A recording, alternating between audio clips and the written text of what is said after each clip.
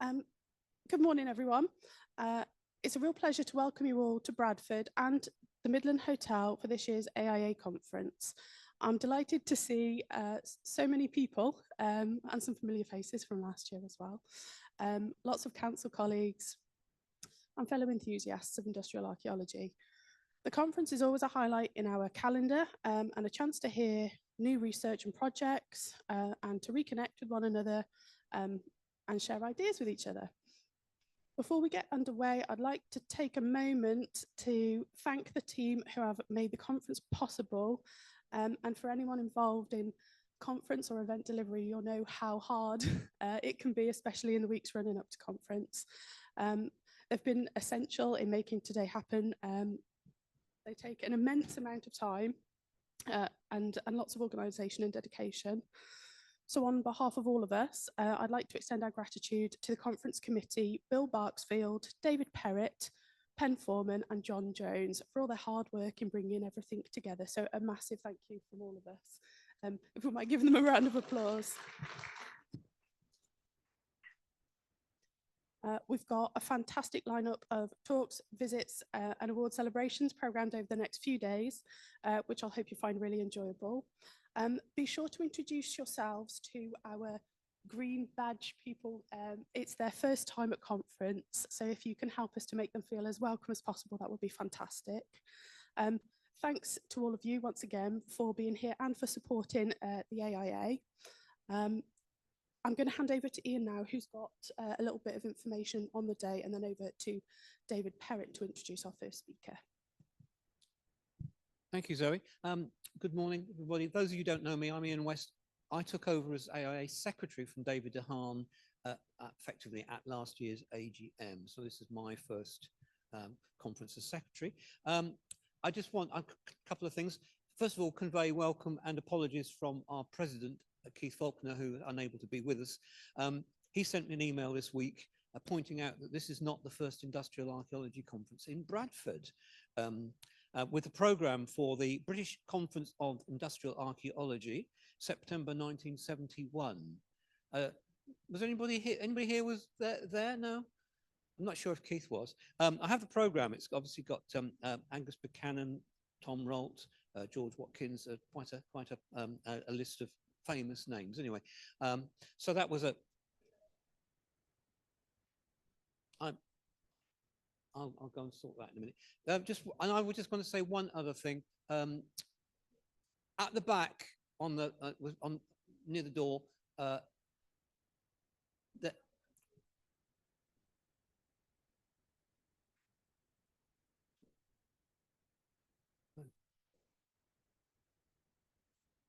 get some more.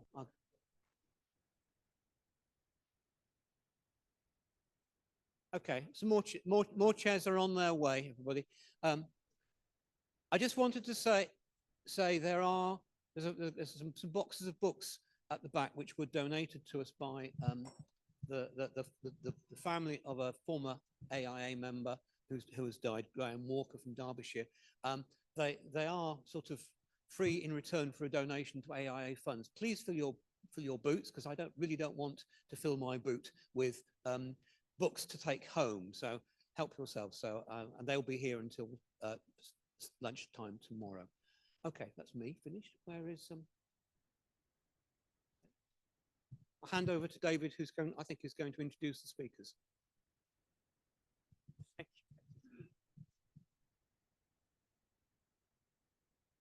Right, I'm a person who's sort of lumbered the speakers with speaking, you could say.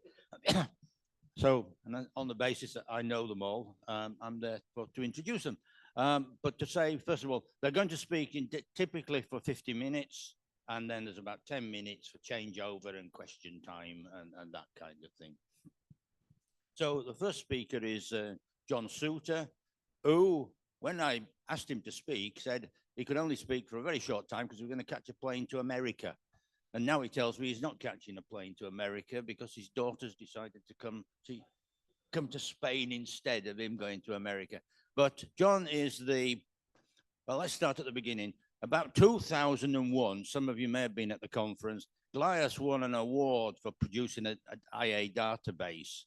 and that was transported up to Leeds by one of our members, late Robert Vickers, and it really didn't work very well. It was on proprietary software that didn't quite match up. And John Souter over here took it on board with what was then YAS Industrial History section, and has made it into what you're about to see now. So over to you, John. He's come all the way from Leeds. Yeah. I got my passport stamped on the way in. You need it. Bill, have you got a pointer? Yes. Oh, thank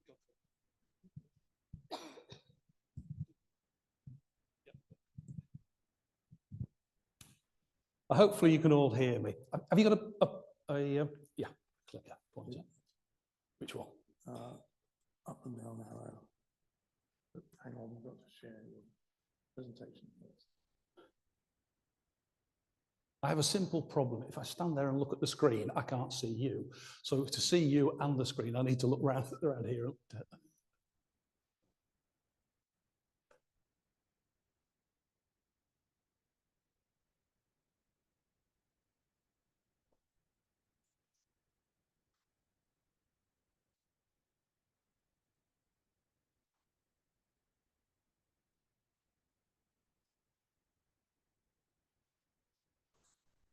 Well, to fill some time in, thanks for inviting me along, and welcome to Yorkshire. I hope you all have a really successful conference and you enjoy your trips out. What I will do is I'll answer I always get answered one question. Why Industrial History Online? Our preferred name was Industrial Heritage Online. Unfortunately, somebody had already registered that website, so we were stuck with having Industrial History Online. So the question is, let's see, that way? Yep, what is IO? We call it IO. It's a free, publicly accessible website. It's fully volunteered, maintained by volunteers. It was developed by the members of the Industrial History section of the Yorkshire Archaeology Society to record and communicate information on industrial archaeology in Yorkshire. It uses maps, text, and images to basically record that. It proved very, very successful in Yorkshire, and it was then it's something that's been expanded to cover the whole of the UK mainland. The only bits it doesn't cover are the Isle of Man and Ireland, for the simple reason that there are differences in the mapping base. And there's no demand for it, but if there's some demand, we'll extend it to that. As of this Monday, it had 34,400 site records and 8,500 images, and they are all available to anybody who wants to look at them. Who's funding us? Who's behind it? I've jumped there. It's not intended to replace things like Historic England's website or the Heritage website. It's designed very much to complement them. They don't hold information on all heritage. Users can basically add or update any information they want. They can add images, they can do whatever they like with it. There's no rigid guidelines. If it looks like industrial archaeology, as far as we're concerned, it is industrial archaeology. It's been fully funded by Yorkshire Archaeological Historical Society, and I really would like to thank YAS for their support. It's not cost a fortune. I reckon over the 10 years it's 13 years we've been running it now, we spent something less than £10,000 in total. So it's a demonstration that this can be done very, very cheaply. Yes, there's been an awful lot of free time put into it, but direct costs in terms of paying for it, it's just really the hosting costs. The contributors have been absolutely key. I can't name them all. There's been about 50 of them so far. I could like to thank, in this area, a team that works out of Calderdale Industrial Museum. They've done some brilliant work. Thank my colleague at the back, Robert Mason, who's done some work, brilliant work extending it over the whole of the UK. The only thing we specify is that you must be a member of the Industrial History section or another established IA society. Why? Because basically there's insurance issues and copyright issues we need to bear in mind. You can try it at that point. So very, very simple, just log it in. There's some flyers at the back if anybody, you don't need to take notes. How did we get to this point? The project was initiated by Robert Vickers, as David said. Robert was one of the founder, I think he was a founder member of GLIAS, wasn't he? Or, yeah, more or less. He worked at British Lending Library and moved up to Leeds with the library. They started the project in 2010. And really, after about 3 years' work on it, they came to the conclusion they weren't getting anywhere. It's at that point, wisely or unwisely, I'm never really sure, I said, well, look, give me the data and let me see what I can do. It was just before Christmas. I had a long look at it over the Christmas holidays. And in early 2004, we got down together with David and a series of, Robert and a series of others. And we wrote a user requirement and we cobbled together a basic system. It worked. We showed that locally, people were excited, and then for the next 2 years, it was a parallel process of developing the software, adding data, and playing around with it. So we started out with pure text, we added maps, we then added images, and that's it. 2018, GLIAS gave us their 3,500 records, and we added those in, and that expanded it to cover the area of the home counties. After that, we discovered that the other people locally wanted to expand it. So slowly but surely, it's expanded to cover the whole of the UK. I think this is the most important, one of the most important slides. Building IO has been a detailed study in the availability of IA data. To put it bluntly, it's a mess. It's highly fragmented. It's of all sorts of ages, all sorts of qualities. There's no comprehensive public database of relevant sites. Knowledge is continually being lost as people are dying, and that is a really serious issue.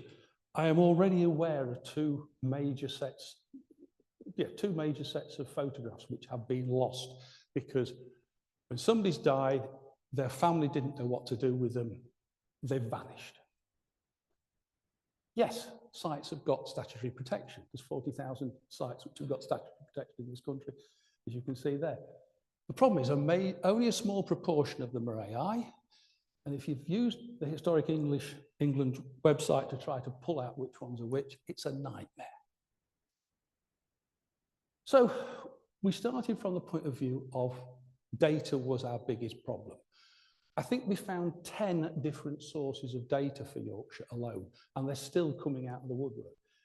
Historic England, it's very good, if it's a high-profile site. Heritage Gateway, I prefer the older site, the Historic Environment Records. They are highly variable. If there's anybody who's involved in compiling this is no criticism. They're very, very variable between the different counties, and they are very, very variable in every respect. The other problem with them is that a lot of them are not on the internet. So the councils hold private records. So even when the councils put material online, they're holding material back because of their agreement with the landowners or developers, etc. about it. So it's a problem. AIA guides. These are very, very good, but they're very limited on what you can actually include in them. The biggest problem with them is their cost. You know, as soon as you've published it, somebody's knocked a building down, they're out of date. So basically, you need to go through the cycle. The big advantage about if it's on the web, you don't have the publishing costs. Early guides are useful. They're very, very good on demolished sites. Some of them are not that good, though.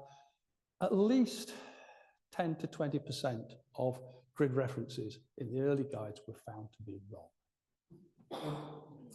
Regional siting databases, again, variable.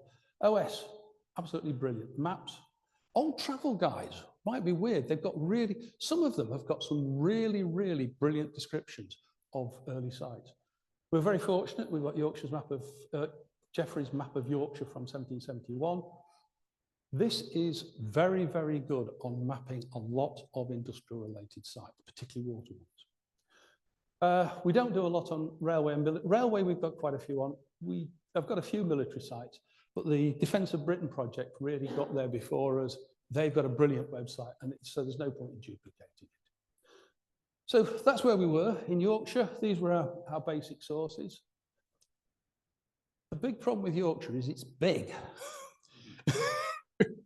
You know, it's 2.5 hours to drive from east to west at its widest. It's 2 hours to drive north to south. It's 8% of the UK mainland, 6% of the population. You know, it's big. The guides were out of date. They didn't cover it all. So what did we do? We looked very extensively on this right-hand side. You've got the IRIS database ones from the 70s. We looked at all this. We looked at what had been done before. And that's basically prompted us to where we should go forward. Data collection issues. It's worth saying here that we learned early on that there needed to be a continual focus on data quality. Some of the early records, I will freely admit, in IO need revisiting and tidying up. Some are not that good. The other question, what should we prioritize? What did we put in there first? What did we try to collect? Should we go for the sites where there was something there we could use to engage with the public? Or should we look to preserve knowledge irrespective of prominence? The problem actually solved itself. In retrospect, we should have thought more. Contributors put on what they wanted, what material they had, what they were interested in. So they put that in. The one thing that we did do was establish a code of practice. This was to stop misunderstandings. He's dead, so it doesn't matter what. One contributor came to me and said, "Oh, brilliantly, I've put 200 sites on over the last month." I thought, that's absolutely brilliant. I looked at them. He'd put them all on the same grid reference.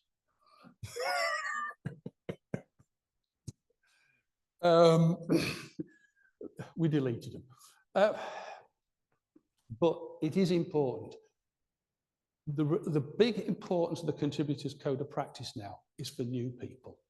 The number of people who've asked us and said, "I've got all this wonderful data, etc. Can you put it on the system for me?" We say, "Well, it's in the code of practice. You've got to put it on. These are the rules we work under."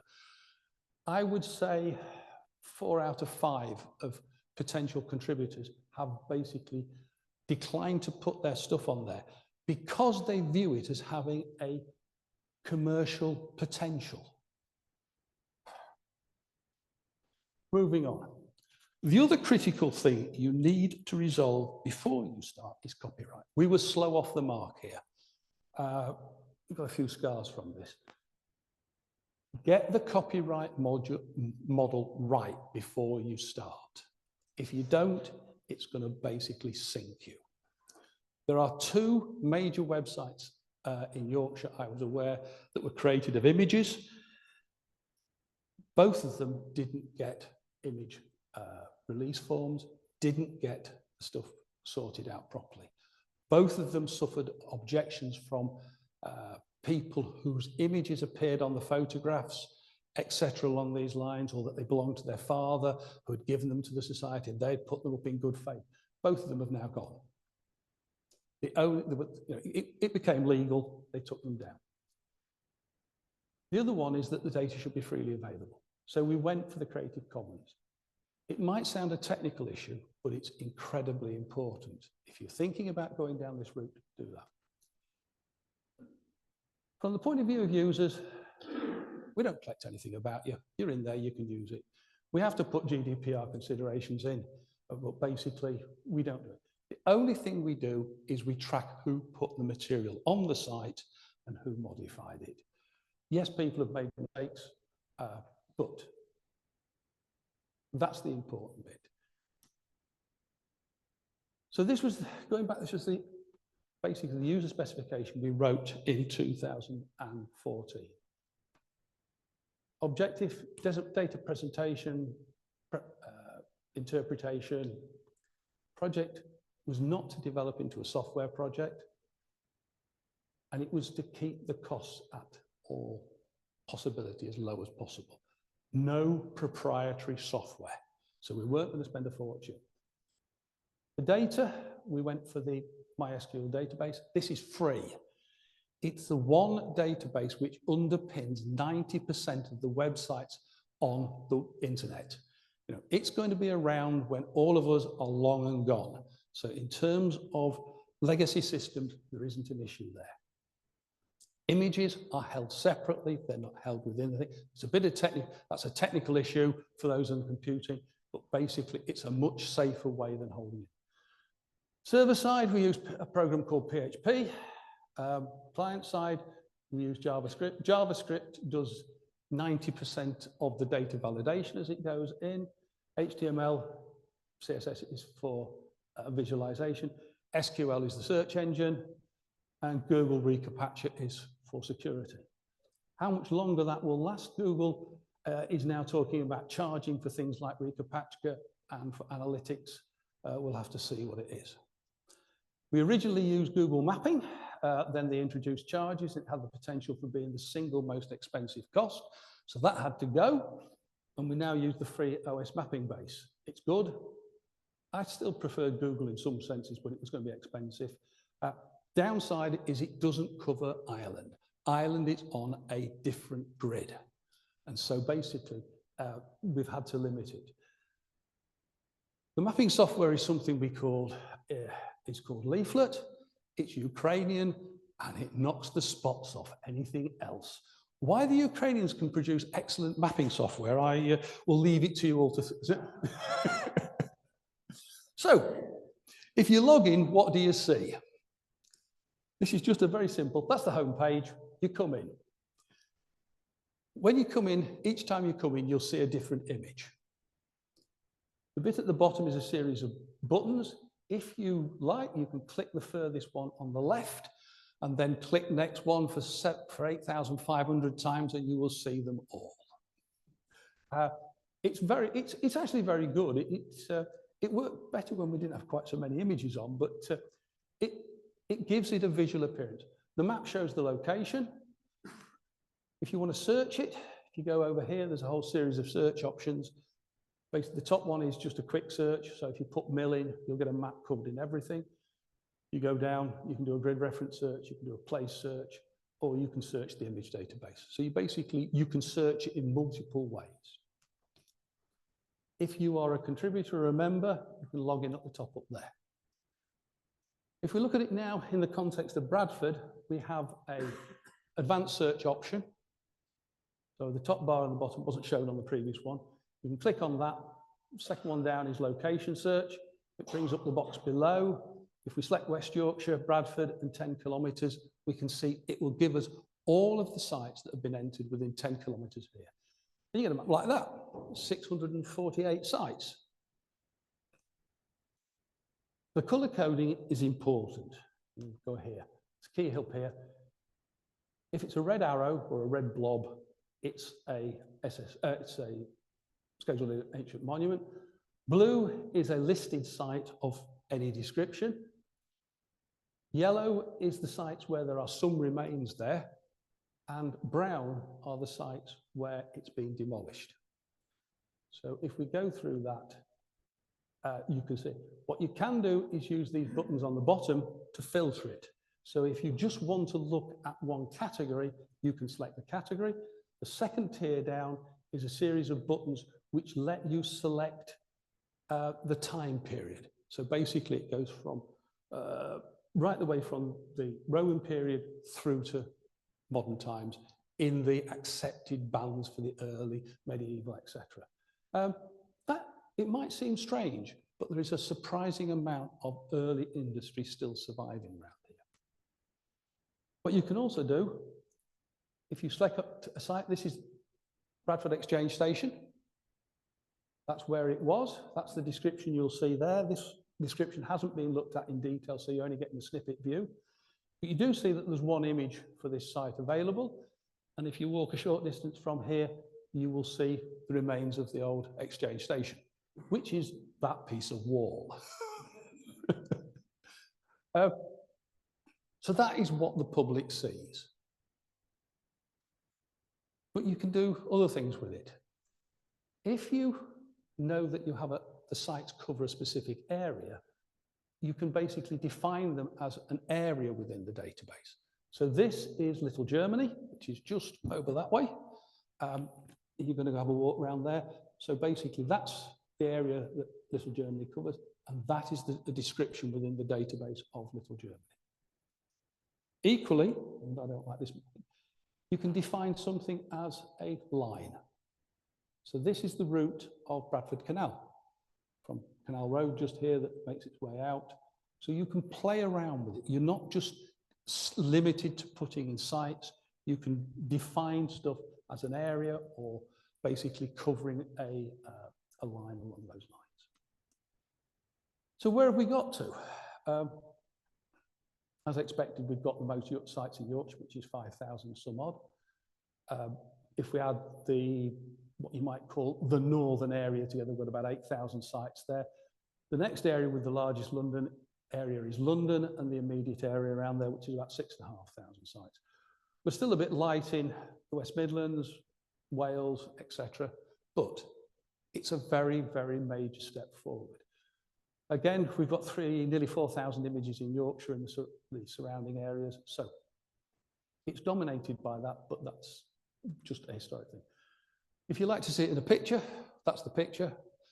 These slides will be available online afterwards, so I'm not going to go through it. But you can see the grey area, basically between midnight and about 4 o'clock, it's the northern area, which is taking up quite a large chunk. Images, as you can see, over 50% of the images are northern based. We would love people to put more on for us.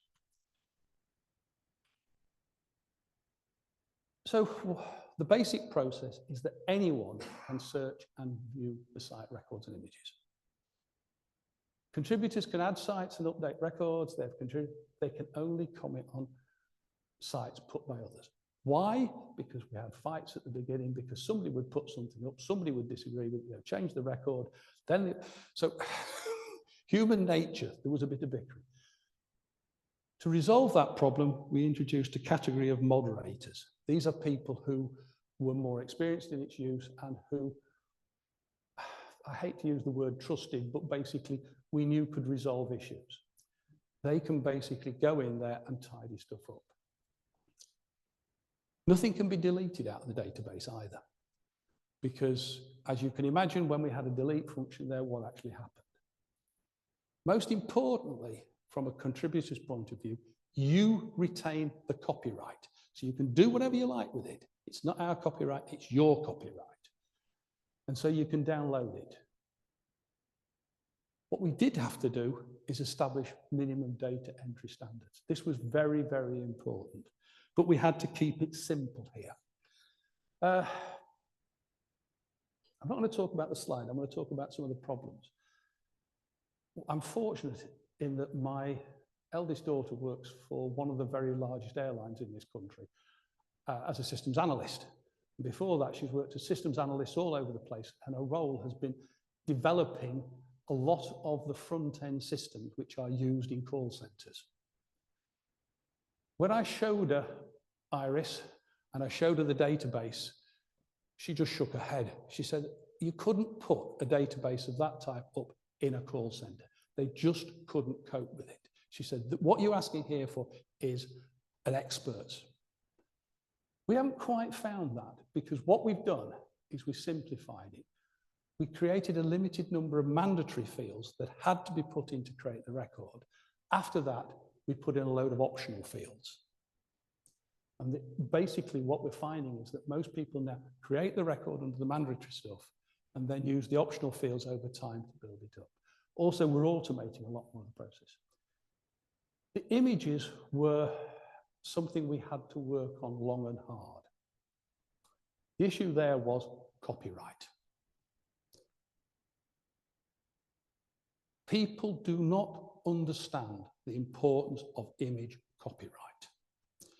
They perceive that if there is an image somewhere, anyone can lift it and use it. I run the meetings for Newcomen in Sheffield, and I run the meetings online for the industrial history section. I have more talks I can't show because the speakers haven't acknowledged the copyright of where they've got the material from than I have that I can actually use. It's exactly the same here.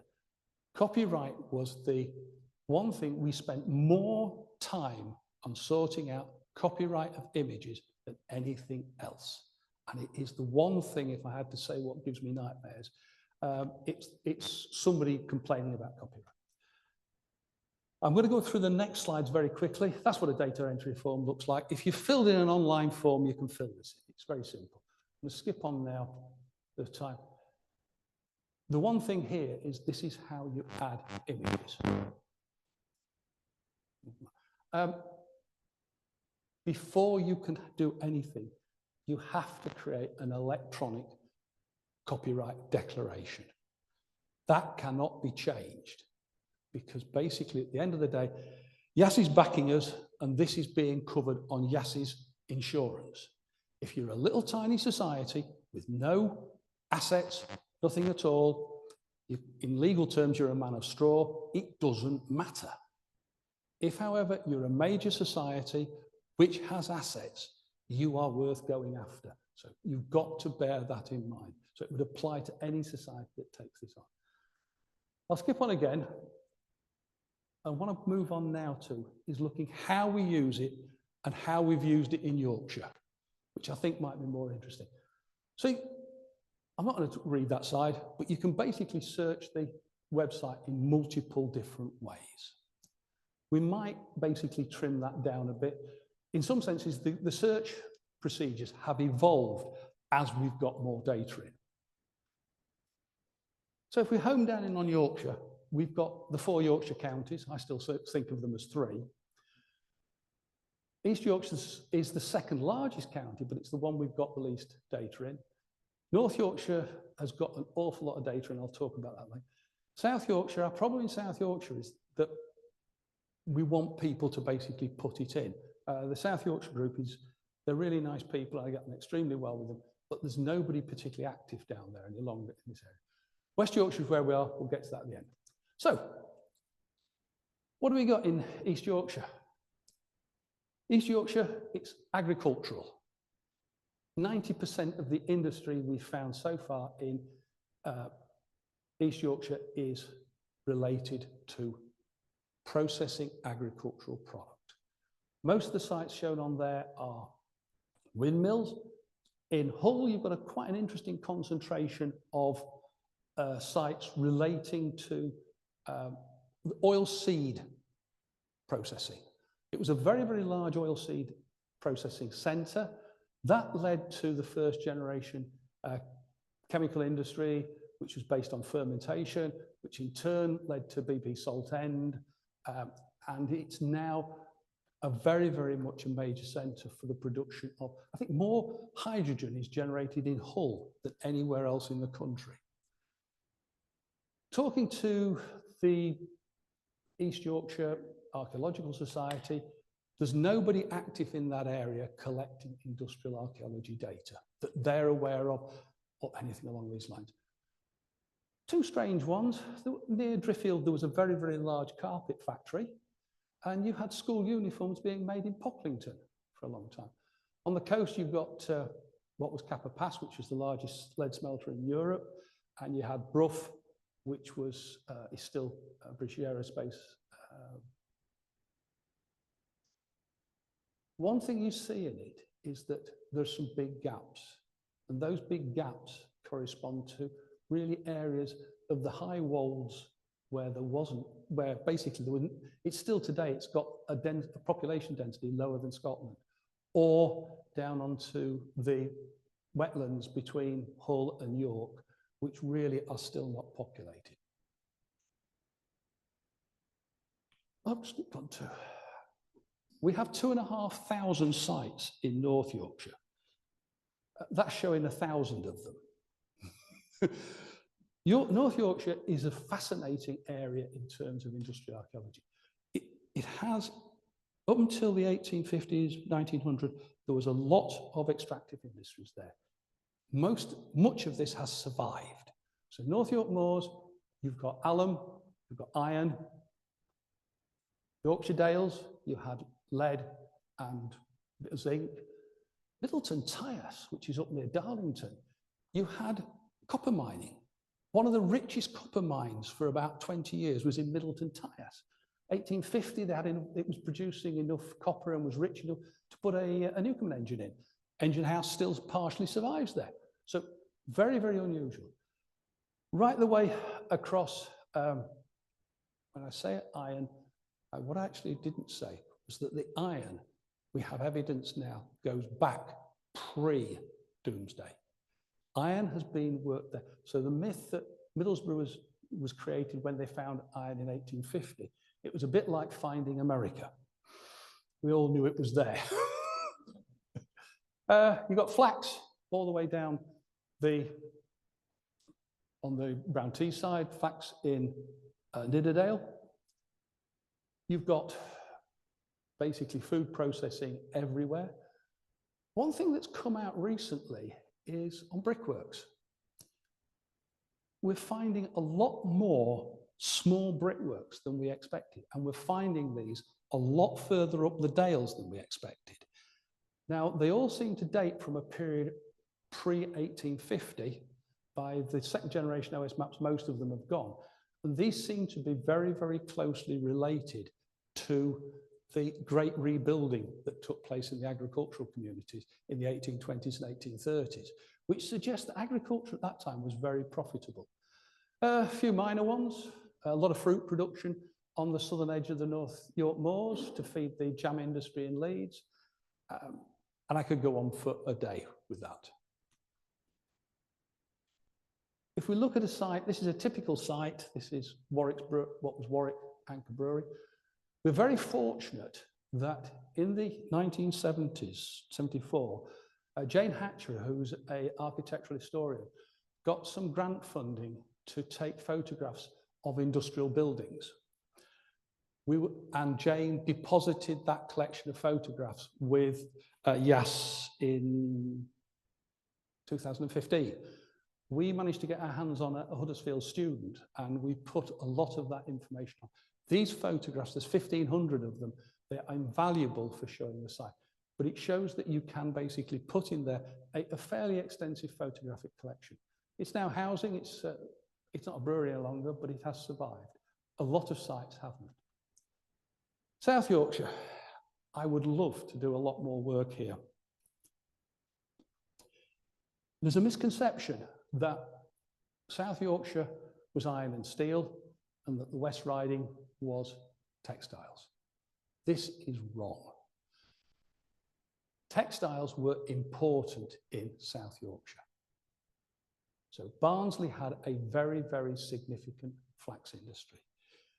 Centre of Sheffield, you've got Cotton Mill Row. Cotton was produced there. First cotton mill was in Doncaster. So very, very important. Iron, though, is the dominant there. Iron was dominant more in Rotherham and Barnsley, and it was steel in Sheffield. You must draw the distinction. We're hoping to basically expand that massively because we're down now to one cementation furnace left in South Yorkshire, probably 2 sets of crucible holes left. Nearly everything has gone, which is really sad. When we move on to West Yorkshire, the problem with West Yorkshire is it's just so much industry. You know, we haven't even put the coal mining on here yet. If we put coal mining on, it's going to go up by an order of magnitude. One thing that's coming out in West Yorkshire, I'll take you through these and I'll talk about West Yorkshire. We've got an awful lot of sites, but you can do this with it. You can filter it. You can pull out just the listed sites. You can add on to that sites where something still exists. And then you can add on to that what's being demolished. So there's an awful lot that we have lost. But at least using this, we've got a chance of getting something recorded. You know, I've really got to thank the team at Coldborough Industrial Museum they have put an immense amount of work in, and really the western half of that map without them wouldn't be there. Strange things come out, an awful lot of windmills. There is this misconception that basically you don't have windmills in the Pennines. Wrong, you do, that where you hadn't got a water supply. They died out. As soon as you got steam engines, they died out. But there are lots of windmills. Not lots, but there is a significant number of windmills in that part of the world. The most important thing about Yorkshire that comes out is, yes, it is dominated by textiles. Textiles extended right the way through from north to south. In North Yorkshire, you go to Aysgarth, the mill at Aysgarth. Reputedly, that's where they wove Garibaldi's, the cloth for Garibaldi's uniforms. You go above Semawater, there's a silk mill above Semawater. If you look round, there are several dozen small mills. These are early mills, most of them from about 1750. Most of them have been cotton, flax, wool at different times. A lot of them ended up being HEP stations in the 1910 to produce lighting for the local village. There are 2,500 at least more mills to go on that site. But what is interesting is that in addition to the textiles, there was a very, very important iron industry, particularly in Bradford. I think Mary's going to talk about that this afternoon. And two things came out of that iron industry. First and foremost, it supported the machinery manufacture of textile machines. Textile machines started out as being wood with metal components. Now that's fine, but you can't drive wooden machines very quickly. It was only when the textile machine manufacturers moved over to making all metal machinery that you got the real boom in the textile industry. So there was an important symbiosis between those two industries. And it's something that we're working on further at the moment. The other thing is a very, very interesting development. All industries are cyclical, and the Napoleonic Wars probably did more to change things than people realize. At the end of the Napoleonic Wars, the iron industry in this part of the world went into free fall. And they were groping around for other areas of industry. Quite a number of the founders moved into producing either machine tools for their own use, but they also went into the casting of bridges and of structural ironwork. Now, the bridge industry, they cast there's 5 of them surviving, they cast a lot more. That very quickly moved over to wrought iron and became centered on Leeds. The machine tool making was very, very important in Halifax, Huddersfield area and Keighley. And then in Leeds, you've got the first use of cast iron. Now, the evidence is when you look at it, it was driven by the fact that the founders were looking for outlets and everybody wanted cheap buildings. So it's not the simple story that people tell these days. So what have we got in Bradford? That's the sites we've got in Bradford. Many thanks to Robert for a lot of the work he did in putting those on. So we've got a great blob sort of near the centre of that. And that's Little Germany. If you've not walked, well, you're going to walk around Little Germany shortly. Little Germany is a fascinating place. It was where the European merchants basically were based. It was primarily not to do with manufacture, but warehousing and distribution. And you can home in on this looking at it. You can look at the data we've got.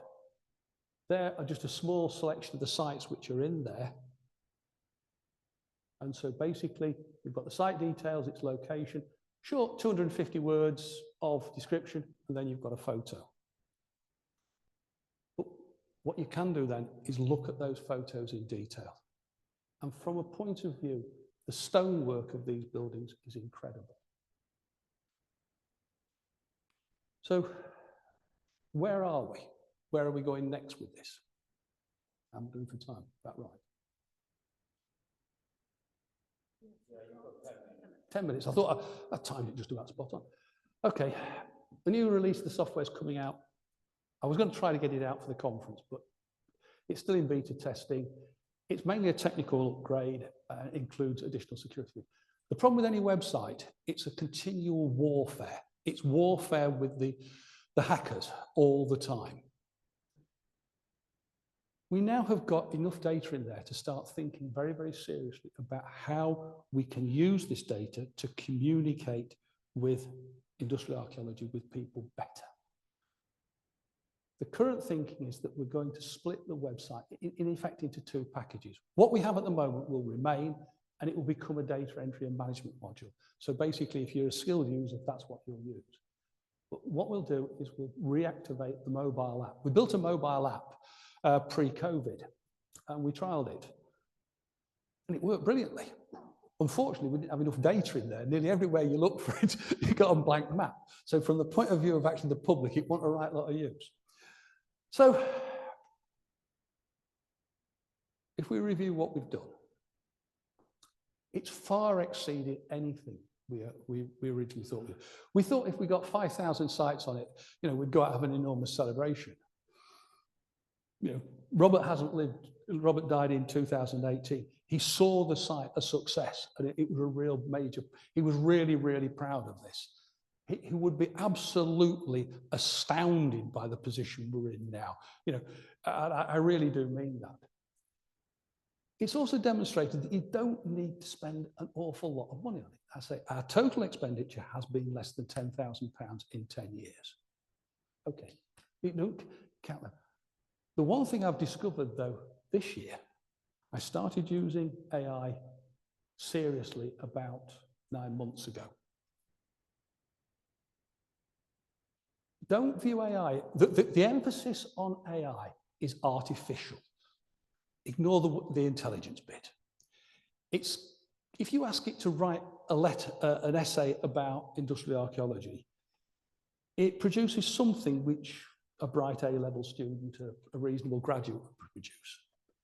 If you ask it in detail, it doesn't know, it can't answer the question. If, however, you approach it with something that's rule-based, like translation, translating old Latin documents, translating Anglo-French documents, it's brilliant at. In terms of writing software, it gives you about a 5 to 10-fold improvement in productivity. It's just going to transform computer programming. So the latest version has been, in effect, rewritten by ChatGPT, and it has been a real eye-opener as to what can happen. So one of the industries that's going to be lost is mid-rank programming. That's just going to go. It's already seeing it. Americans who've taken degrees in computer science can't get jobs. As everybody in the Silicon Valley is saying, mid-rankers are really, really worried. The largest input has been the human resource issue. Data input and management of the data, they are what mop up the time and the resource, and you need to think about that. And it's also shown that you need to have a continual focus on data quality. I can't stress that too much. Garbage in, garbage out, and it stays there. So, come on, that's it. I'm going to end on this. I've now done probably 20 presentations of IO to various groups. What I've learned is that whilst they're fascinated by sites like Salts Mill, their real interest of the public is their local area. What happened in their local area? What happened in their local community or family? A good example is Ripon. If you go to Ripon, you wouldn't think Ripon being an industrial centre, but work up there has found at least 100 industrial-related sites. So industry was much, much more complex from it. Most importantly, people's go-to source of information is now the internet. They're not interested in basically paper sources. AI is so fragmented on the internet that finding it and making sense of it is really hard work. It's a major constraint on engaging with it. You need to think about how you're going to engage with it. But it's successfully demonstrated what you can do on a limited budget. If those of you are interested, there's some flyers at the back with the details on. We're going to run some demonstrations, Robert and myself, at the first break and at dinner time. Happy to talk to you, take the flyers, leave us your details. So at that point, any questions? I think I'm just about on time, aren't I? Yes. Thank God for that. For those of you not familiar with Doctor, dinner time means Come on. I took out as much Yorkshire phraseology in. My wife comes from a farming family on the North York Moors, and I remember the first time I met her grandfather. I couldn't understand a word he was saying. Neither could her father. We'll be sending the microphone around for people who want to ask questions or make points after each of the talks. When you cannot be heard on Zoom unless you've got a microphone right up close to your mouth, as I have now.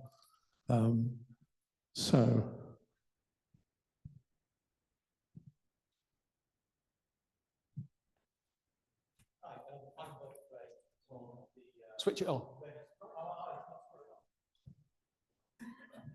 Alan Berkey-Gray from the Greenwich Industrial History Society. How do you define industrial heritage or industrial history? There's a sort of moving window. I did a talk to Glias a couple of years ago about the electronics labs and factories around Greater London, including Hayes, AMI's place in Hayes, which is now Flats, but it was the place that invented the brain scanner, is the place that invented stereo recording.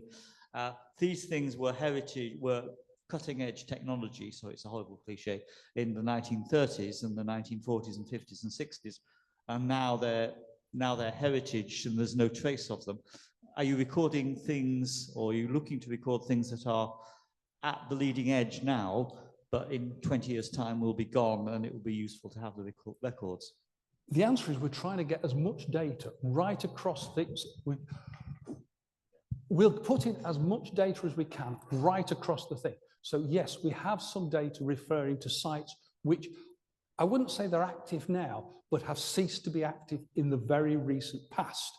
We also have sites going right back to the Roman period along these lines. So we don't set any rigid rules on the time frame or the material in there. I always use the one phrase: if it looks like industrial archaeology to you as a contributor, add it. We're not going to basically censor it. Sorry, can I have a follow-up? For example, there's in South London, where we live, there's a place that was absolutely pioneering fax machines, called Muirhead. And I remember visiting it as a journalist when it was active. Now it's Tesco's or Sainsbury's or whatever. So at what point do you think it would be useful to record this, or do you end up just recording any industrial site in the country, such as there are? My own view is that if you go to a site and provided it, there are certain things you can't put on. You've got to be very careful. Certain sites fall within various acts of parliament, which mean that we have to be discreet about them. So there are certain things we can't put on legally. And I'm not going to go into that now because this is going out online. I don't know who's listening. But if it's there, get some photos, get some notes, put it on. Now, we offer an option in here.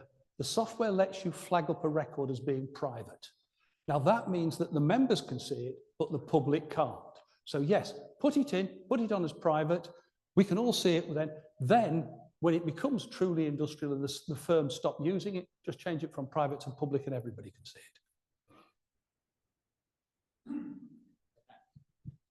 it. Gray Fitzsimons, Lowell, Massachusetts. John, just wondering, without going into too much detail, in terms of the AIA database, what are the advantages you're seeing of artificial intelligence? We've not put the database into AI at the moment. What I've tried doing is I've tried to approach the AI issue as a layperson might do. They've heard AI is wonderful, they're interested in industrial archaeology.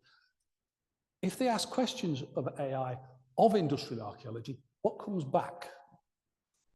And it's disappointing. Yeah. We know that basically from the point of view of the programming, the management of the database, AI is offering advantages. We're only just at a level where you can start to pull out meaningful information. We are seeing some very, very interesting patterns. One I was discussing with a colleague earlier, that we've got 90-something% of the windmills that were ever built in Lincolnshire on the database. Now, this might seem technical. Corn only grows well if its roots are kept dry in the summer. So basically, you need at least 2 feet, water table being 2 feet down, preferably 3 feet down. If you map the occurrence of windmills in Lincolnshire, they're very, very close to where the soil conditions were right for this. And a very interesting thing comes out. Louth Canal from the 1750s was built. And one of the things was it was there for land drainage and for basically transporting corn. There's no windmills around it. But when you look on the 1890 map, you suddenly discover that there's lots and lots of wind pumps. So it was an area they couldn't drain. So we're seeing the patterns there. The patterns are coming out, but we need more data to get those patterns out. But I would view it that we are very, very much at the first stages. You know, to make this work, we don't need 30,000 in there. We don't need 300,000. We need 3 million. 300,000 would let us see a lot more. You know, the pattern of where the mills are in Yorkshire is producing some stuff. With a colleague, we've done some stuff. We've come up with a load of stuff. We're putting a paper together on it now. But yes, it's early days, but it will come out in time. We do have time for one more? One more, then I'll shut up. Any more questions? Sorry.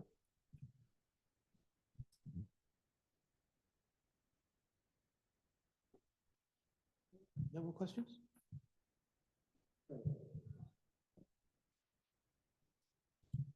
I've got a sort of question which is vaguely formulating. You were saying that people are very interested in researching industrial archaeology, particularly in their local areas, but not in looking at old paper or old document sources. Did I hear that right? Some people are very happy and very comfortable with looking at old paper.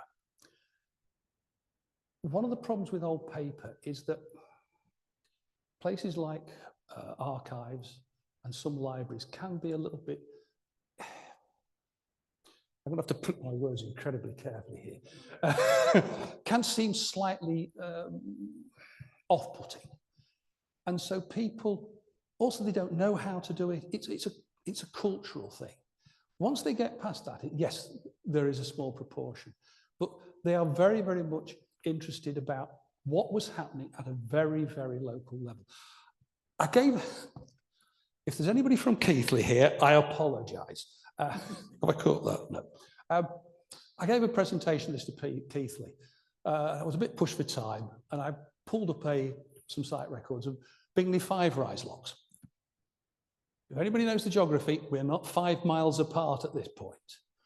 One of them says, "Oh, I don't know if that's any use. That's nothing to do with us. It's next door."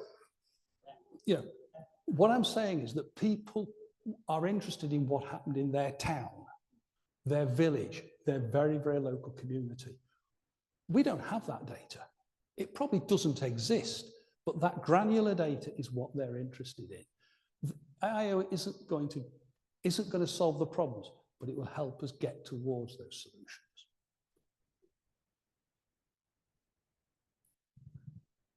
Thank you very much, John. And I've just written a note to myself to say thank you for your lecture that I've quoted. IO, IA, AI, and the AIA. Yeah. Quite the mouthful as you were talking us through it. It was really fascinating. And a testament to the work that can be achieved when everyone pitches in. Yeah. So thank you ever so much. If everyone could give John a round of applause, that would be great. Thank you so much.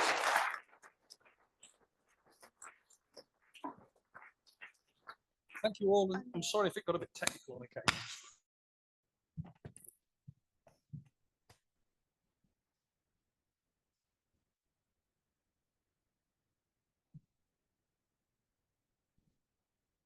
Next speaker is Dr. John Tanner.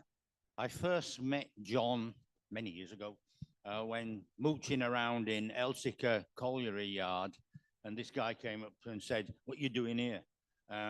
Yes, you did. And then said, I wanted to see the engine, and he said, "Okay, I'll go and get the keys." But subsequently, since then, we met on a number of occasions, particularly involving like the early engines conference #1, which was about 7 or 8 years ago now, which coincided with the restoration of the Newcomen engine. As you all know, I'm sure the last surviving Newcomen engine in its original home, on its original site. So he was very much involved with that when he was down at Elsica. More recently, though, he has moved, I'm going to say up north from South Yorkshire. And he is now, I'll read it out because I can't remember it all, the head of Master Plan and Capital Projects at the National Coal Mining Museum, in other words, Caphouse Colliery, down the road from here, where we had hoped to visit, but as I'm sure you all know, they're on strike. Or some people are on strike, and the police were called yesterday to sort out the strikers. So I don't think, John, though, I told is going to talk more about the background to and the nature of industrial coal mining history in the area, rather than about, you might say, the industrial archaeology of coal mines.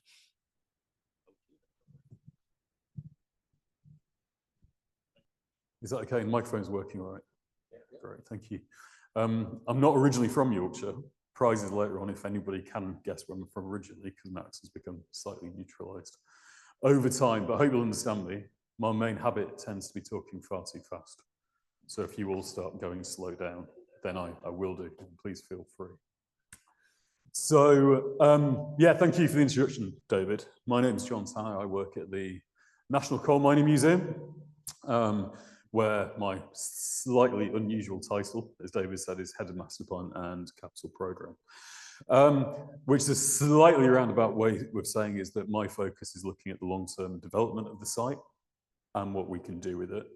I think some of the original intention of that was around the physicality of the site and how we develop it and what we do with its landscapes and its archaeology, which I'll talk about shortly.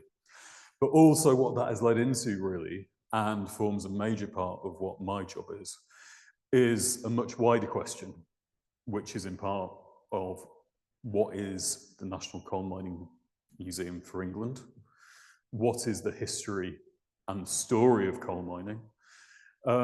How should we tell that now and into the future? And it's an incredibly complex and contested heritage I'll come to today as we go on. And also, what is the role of the National Museum in relation to industrial archaeology, architecture, etc., etc. So as David mentioned, we have got an industrial action at the museum at the moment, which is why the visit's being cancelled tomorrow. Hopefully that'll be settled soon. I would emphasise that we've got several trade unions at the museum, and it is Unison and it's our mine guides, which are out on strike at the moment, and the other trade unions, including my own arms. So quickly, before I start to talk more about the industrial heritage of the Yorkshire coalfield, or what was known traditionally as the South Yorkshire coalfield, I'm kind of slightly obsessed with coal mining in many respects, which comes from a whole host of different reasons, I guess. Partly because of my personal take on it, the significance of the industry, and the role that it should have in terms of popular understanding of national history and national narratives around our heritage. As was mentioned, I've been at the Coal Mining Museum for around 1.5 years now. Before then, I worked for Barnsley Museums for around 16.5 years. The starting point for that was I was employed to build what was then the first ever museum of Barnsley. 250,000 people didn't have a museum of their own. And as part of that, that involved engaging people, and talking to them about their coal mining heritage, which in many respects was still contested and very raw after the closures of the 1990s, but also a huge range of industrial heritage that in terms of popular consciousness had effectively been forgotten about. We've heard flax mentioned, heavy linen, iron, bridge building, much else was a major part of Barnsley's industrial heritage. And while we were busy trying to figure out how on earth do we build a museum from scratch and transform Barnsley's very kind of iconic 1930s town hall to do so, it was around the time that Neil Cousins' report was published about industrial heritage at risk, which featured on it the Newcomen engine at Elsecar. So essentially, or Newcomen type engine at Elsecar. So I started to work for Barnsley to build a museum of Barnsley, and then ended up by pure chance and circumstance leading the project to rescue, restore, and conserve the Newcomen engine and its surrounds down there, which I will touch upon briefly later on. Big shout outs to everybody who was involved in that project to rescue that Newcomen engine. It really was in a state with its engine house at the time. I can remember seeing it the first time, I think the first time we went, with trees growing out of its roof and the engine being seized for a very, very long time. In particular, people who are at home on screen, I've noticed this morning, Keith Falconer, who was absolutely instrumental in making that happen from English Heritage. And also Jeff Wallace, who was our lead consultant on the restoration of that engine, working with Jim Mitchell of Heritage Engineering. Before all that, my first job working in the heritage sector was an astonishing project working in South York's Coalfield village, Colliery Village down in South Rotherham. Really working with local volunteers and former miners for the first time to get to kind of grips and explore their own individual and their collective mining pasts. I come from a mining family, and I'll kind of explain why I'm making a point of that in a second. My family are all Welsh colliers. It's not where I'm from, if anybody's doing the accent spotting thing. But my family worked first in Caerphilly and then in a small village called Taigwaith from the 1840s up until my granddad retired in 1983. They shifted just after the first major disaster at Universal College in St. Gannett in 1901, where my great-grandfather had been caught up as one of the first rescuers and ended up hospitalised underground. I'm making a point of that in terms of my own mining heritage, not because it adds any merit or credence or anything to what I'm stood up here saying today, because it's absolutely entirely irrelevant. But the point that I would make in terms of having that personal coal mining heritage is common to probably tens of millions of people in this country. If you look back to 1913, just before the First World War, there was something about 1.25 million people working at Britain's collieries, okay? There's something over, I think, around 2,500 different collieries. That's a huge amount, and that's not including support industries and associated activity. If you imagine that in exponential terms, in terms of generational growth, and the proportion of people in this country who've got some kind of historic family, community, place linked to the industry is absolutely huge, okay? Which is one of, I think, the motivations, one of the things that drives myself and colleagues and the partners that we work with. But into the focus of today, if I may, the Yorkshire coalfield, or traditionally as the South Yorkshire coalfield, although since local government reorganisation in the 1970s, kind of the notion of South Yorkshire coalfield tends to confuse things if people see South Yorkshire as simply being Barnsley, Doncaster, Sheffield, and Rotherham. So the extent of what I'm touching upon today is much further than that, particularly into West Yorkshire. I'm not going to talk at length about the history in terms of the recorded past of the industry, if that's all right, because I'd like to focus on what's left in terms of the heritage we've been left with, in terms of industrial archaeology and built heritage. Not least because I think David covered probably quite a lot about the history of the coal industry last night. And there's a number of excellent histories that have been written over time. And I was loath to mention any because I'm going to miss some out, and there might be people who've written very important works that I don't want to offend. But at the same time, I'd point to things like Alan Hill's excellent history and development of the South Yorkshire Coalfield, which was published in 2001, I think.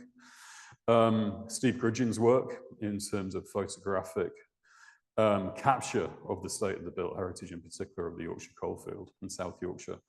A generation before, if you like, some of the snaps we've got now and today in terms of what's left.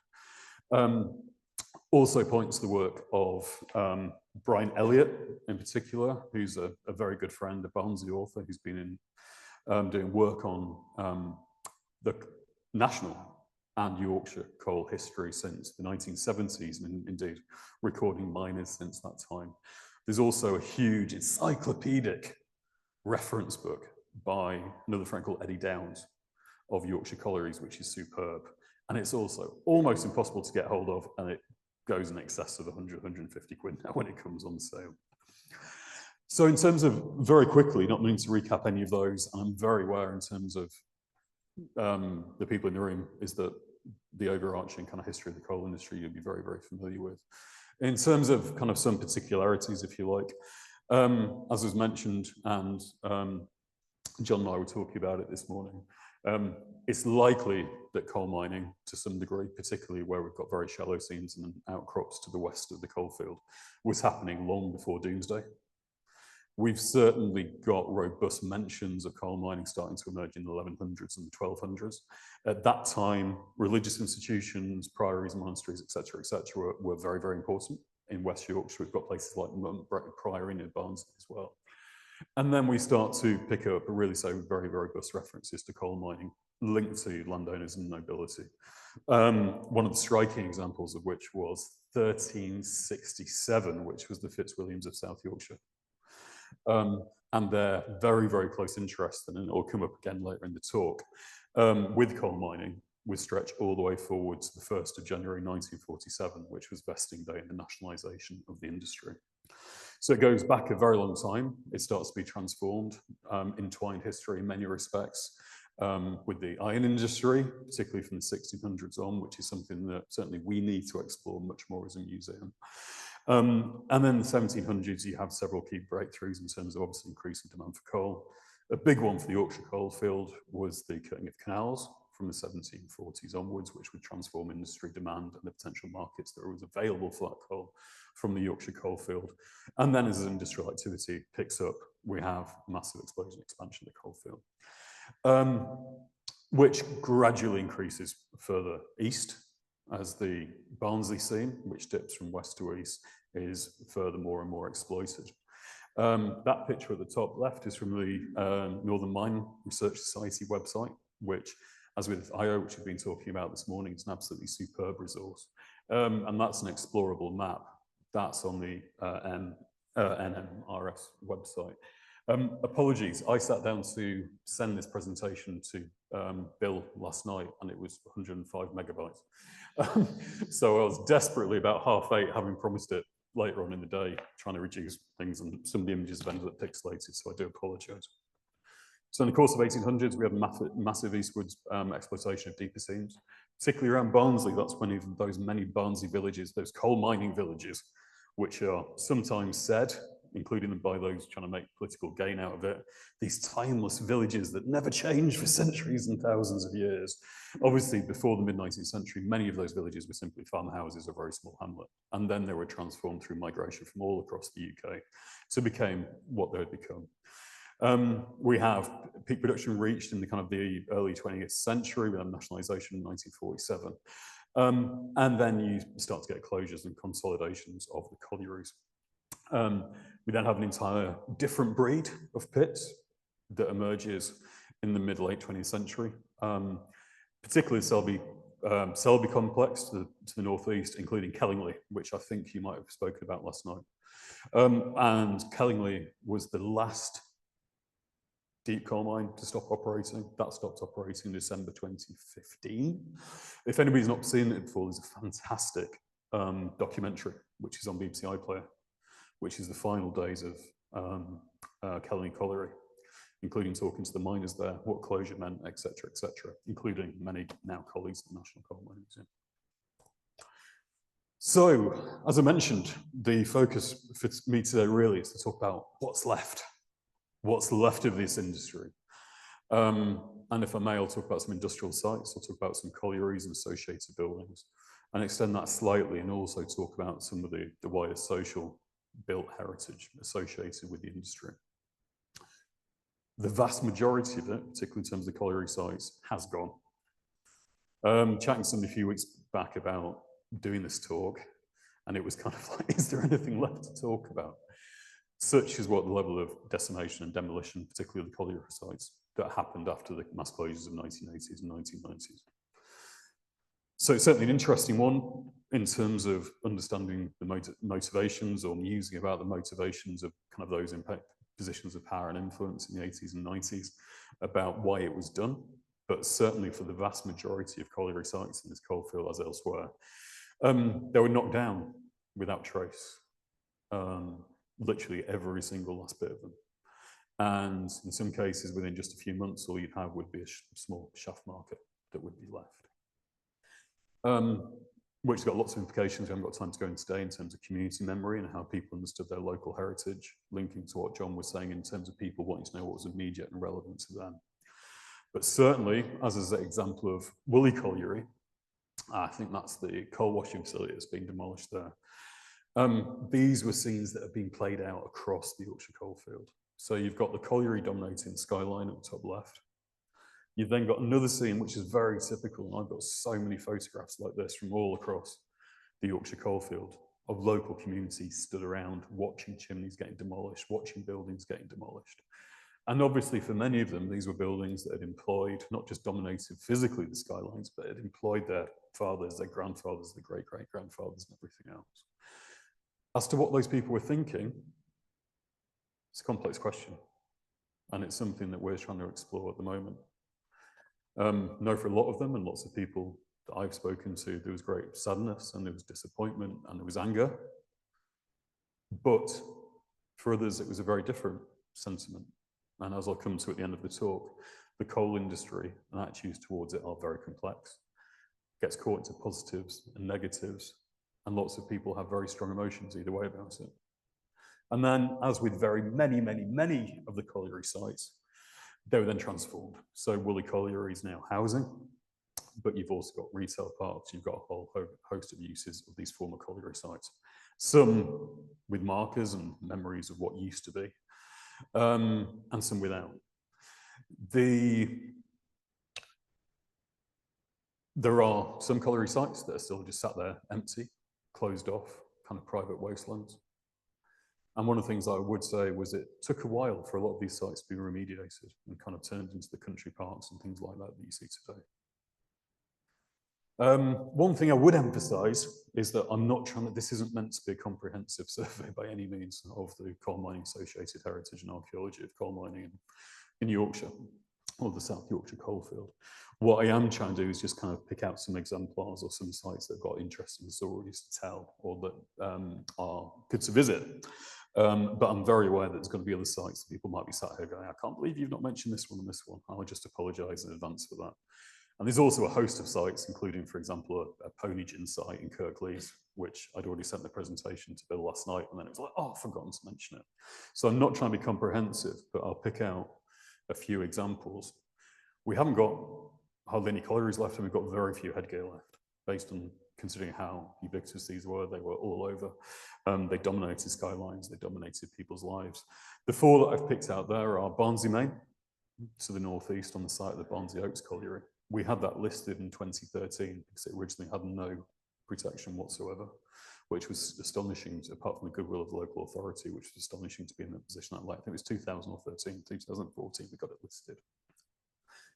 Hatfield in Doncaster in the top left, which is an absolutely stunning site. That was listed by Historic England in 2015. And I was reading some of the press reports at the time from influential people within the council essentially saying, we don't think Historic England realises that that's going to cost £1 million worth of repairs to keep it safe for et cetera, going forward. But obviously, that was something for the owners to deal with and sort out. So that Hatfield site is listed.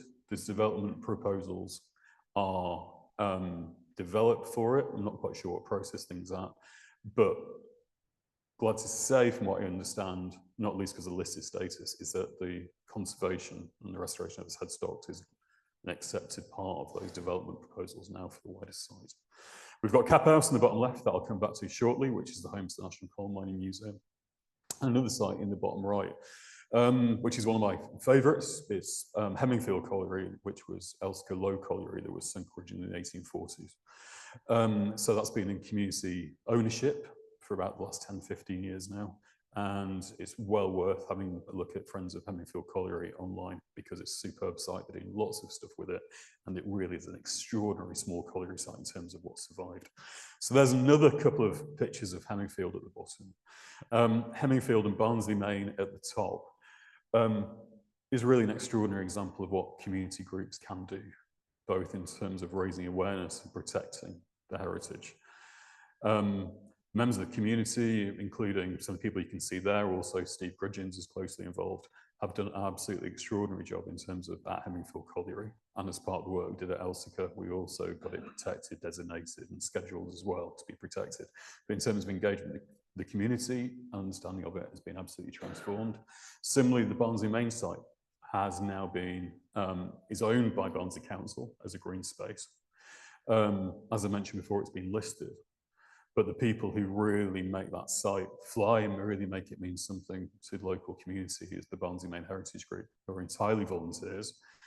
They've done huge work around it in terms of green space management. And they've also, as you can see at the back, they've also created their own community museum in a container, a shipping container on the site as well. So I'm not going to focus too much on Cap House Colliery, or rather Cap House Colliery and Hope, which are the two pits collieries that make up the National Coal Mining Museum.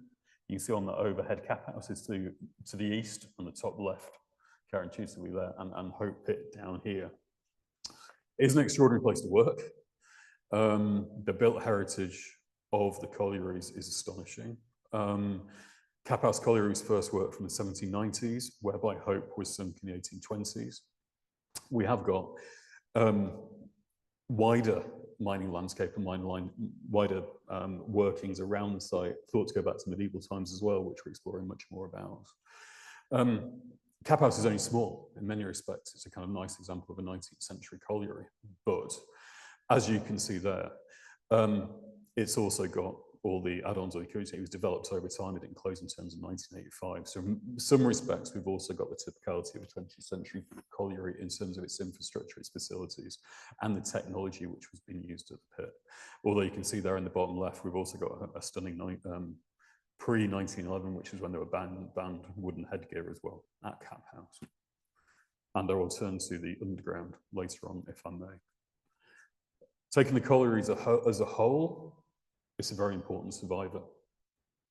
But as is kind of one of the points that I'm kind of, rather than just seeing surviving industrial archaeological sites as a whole, it's the ways in they give us in terms of understanding those industries, understanding that archaeology and that architecture as well. So not least, for example, in terms of Cap House Colliery, you can see our screens building. I should have taken a photograph from the other end because then you can see all the conveyors and the wash and everything else. But that's our late 19th century, I think, original screens building, which is normally off limits to the public at the top left. Our pit head baths at the top right, which again, I remember being in a conversation with Historic England back in about 2006 about another set of pit head baths down in South Yorkshire. And I think the quote was, "There's loads of these all over the place." And now there's hardly any. And very sadly, I was in an absolutely huge one in the Midlands a few months ago with an unsafe roof, water ingress, and the state of that. I'm not going to say which one it is, but the state of that pit bath was really in a state. Also things in terms of understanding the operational and technological side of collieries. We've got our control room there in the bottom left, and also things like our conveyor. We had a drift that was cut in, what, I think 1970 or something, when the coal stopped coming out of the shaft. So we have a very long conveyor there, up on steel gantries. We've managed to secure the funding from public bodies infrastructure fund to restore and transform that conveyor over the coming months. So moving away from the few surviving collieries that we have. Obviously coal mining was about much more. And that's, as I'll come to shortly, it's about understanding connected industries, it's about understanding complex landscapes. And coal mining had a massive impact on those landscapes. And that's part of what coal mining has left us with. We have lots and lots of hills next to villages, particularly in South Yorkshire and wider, which I think for a lot of people now are nice hills. Some of them have a bench or a statue on top. You can see an example there at Kiverton, and East Barnes is the one at the top right, paying attention to and sharing with people what those sites used to be.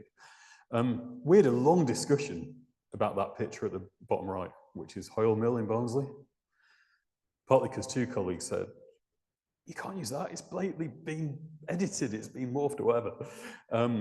We're pretty sure it hasn't, having gone back and looked at other historical photographs in our collections.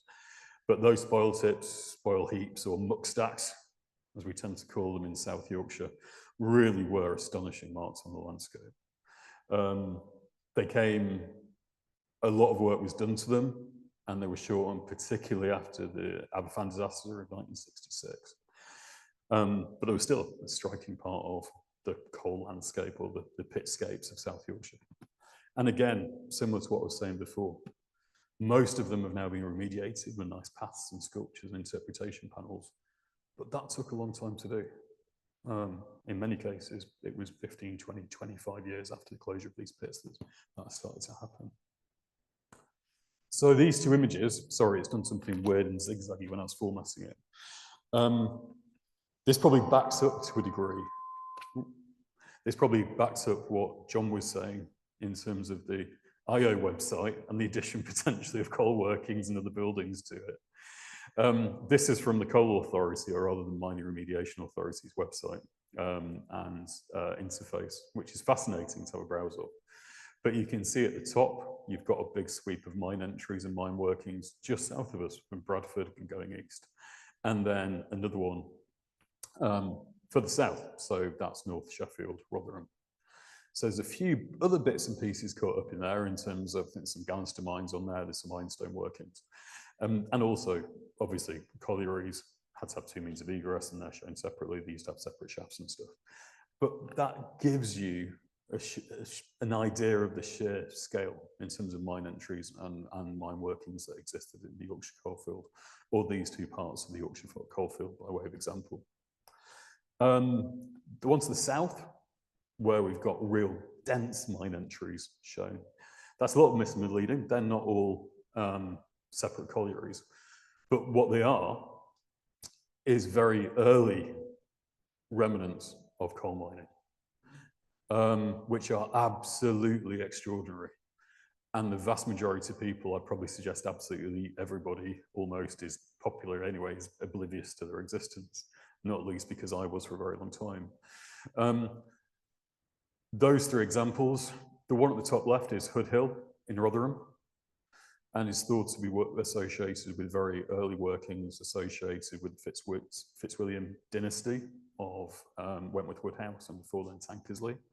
There's been some discussion about whether they're bell pits strictly or if they're shallow shaft workings or et cetera, but it is certainly an absolutely astonishing landscape, now entirely wooded, as you can see in terms of the LiDAR there.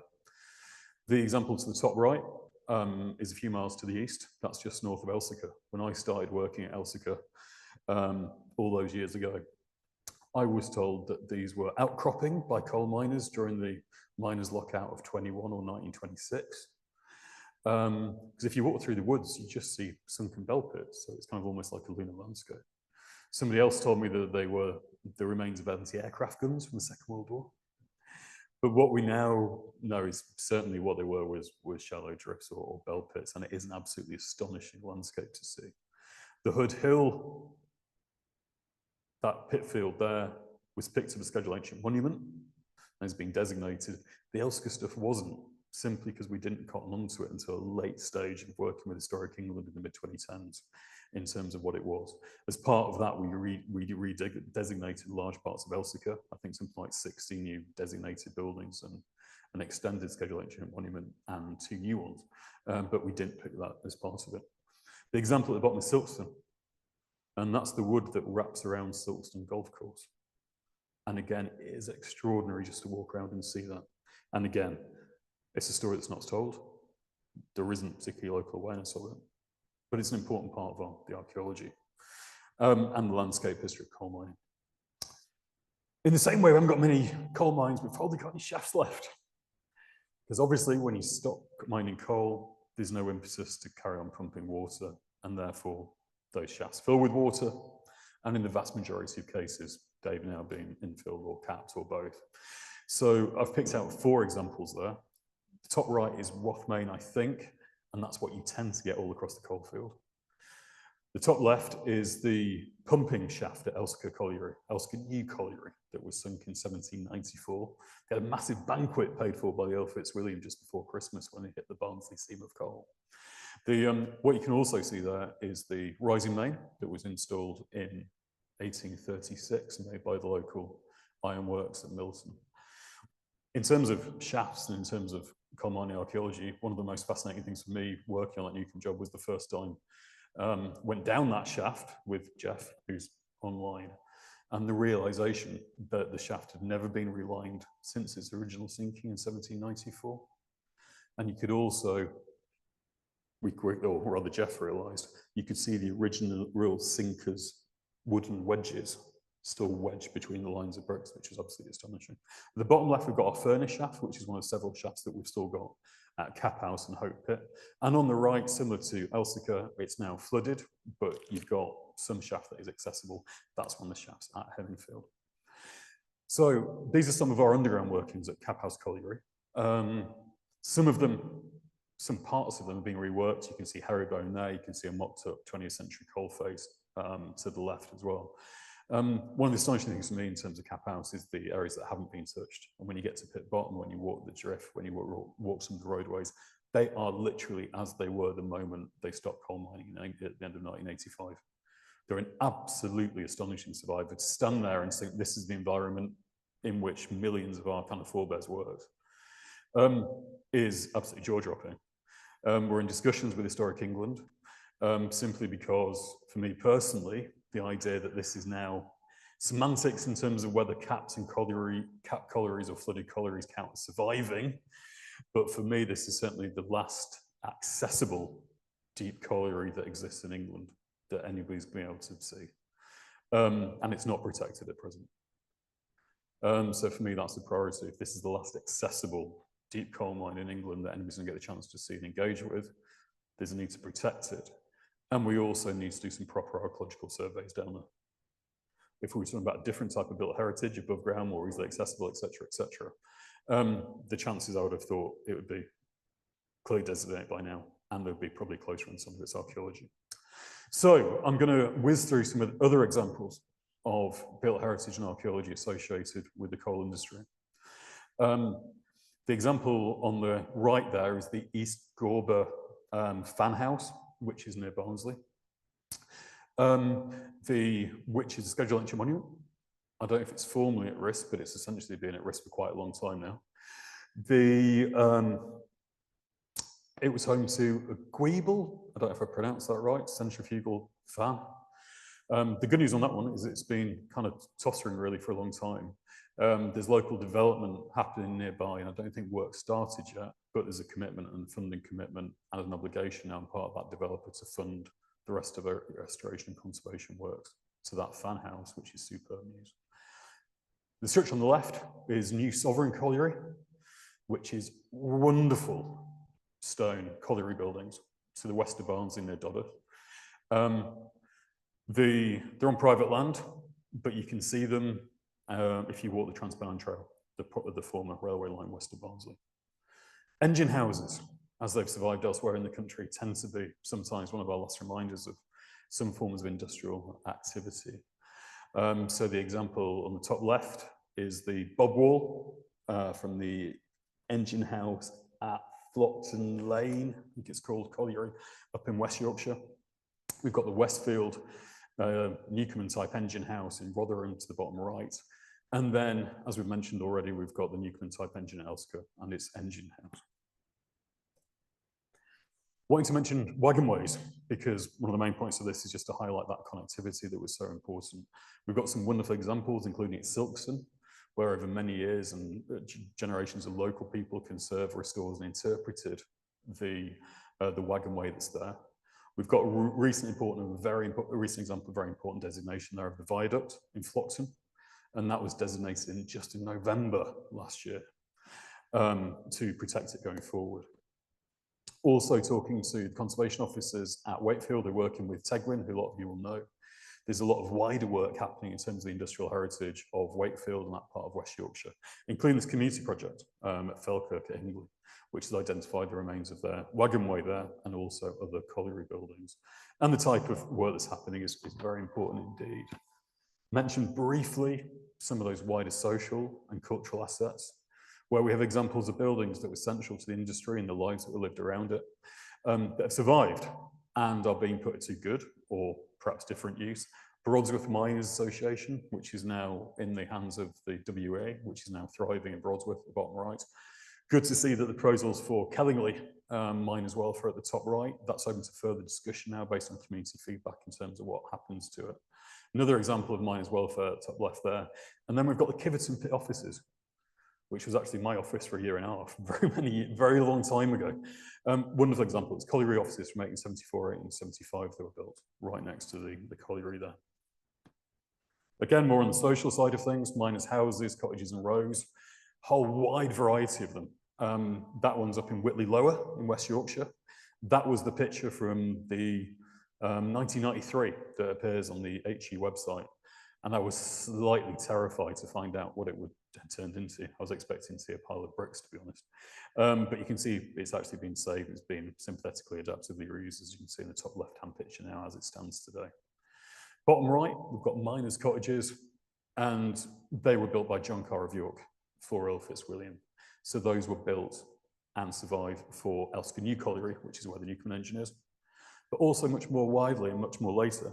At the bottom right, we've got an example there of housing in Morley, which was built to house local miners near Leeds. And when that was proposed to be redeveloped, it was interesting that the colliery headstocks appeared on the banners of the local people who protested against its demolition. Mentioned very briefly the big houses, if you like. And it's essential, and it's really good to see Wentworth Woodhouse doing this in a big way, to basically celebrate or to mark the industries on which some of these big houses of Yorkshire were built and extended or had close associations with. So Wentworth Woodhouse have been doing a lot around that. There's lots of history around coal and iron for places like Cannon Hall to explore too. Mentioned very briefly Yorkshire Miners Museums. We've got a series of museums in South Yorkshire and West Yorkshire which have fantastic coal mining collections, including community museums. My favourite object, so one of my favourite objects that's in a coal mining museum is pixelated, I do apologise, in the bottom left image, which is the Morris Dobson Community Museum in Darfield. And if you see on the right-hand side, that's thought to be a medieval rag and chain pump, which was discovered during 20th century mine working. And for me, that's one of the very star objects in any museum associated with coal mining anywhere. And again, at the National Coal Mining Museum, we are looking to kind of redevelop our galleries and how we display our stories going forward. At the present time, we've got a whole host of collections and we've got a huge amount more stuff that is currently in storage. Just to mention briefly, statue, sculpture, celebration, commemoration. It's an interesting one. What we have here is there's been a real change, I think, in the last 10, 20 years in terms of places and public and council remembering their coal mining heritage. So you've got good examples there from Doncaster and from Barnsley, and a community-funded project to mark the anniversary of the Barnsley Oaks disaster in Barnsley. And again, a lot of these things are only happening now, 20, 30 years after closure. There's a fantastic film there that I haven't got time to share, but we'll share the link to it, about pit wheels as a form of commemoration. The film is actually a former miner walking around Wath near Rotherham, talking about the entire colliery landscape and what it meant to him and the way in which it's been changed and what that means. I was at a conference a few months ago. I almost wanted to scream and I got really annoyed and angry, and I get more and more annoyed and upset every time I think about it, because there was basically an academic with was being exceptionally derogatory about these pit wheels that appear in mining communities, just saying they're empty, they don't mean anything, it's just tokenistic and whatever else. Which for me made me angry, because in part a lot of these pit wheels have been put up by former miners and their families, and they've done that themselves as a community. And for me, it's what it represents to them, and that's why that pit wheel's there. It doesn't need to be complex. It doesn't need to be moving as a piece of public art. It's a reminder, it's a memento to them of that industry, and it, in a way, it doesn't need more than that. If I may, we'll try and play this film. Bill, shall I just click onto it and hope it works? So it's only a short film. Does that come up? We made this in Elsecar to try and get across the connected nature of industry in Elsecar, and to get across to local people in particular, the extraordinary built heritage and industrial heritage and archaeology that they've been left with. So let's hope this is on to about 4 or 5 minutes, and hopefully this will give you an idea.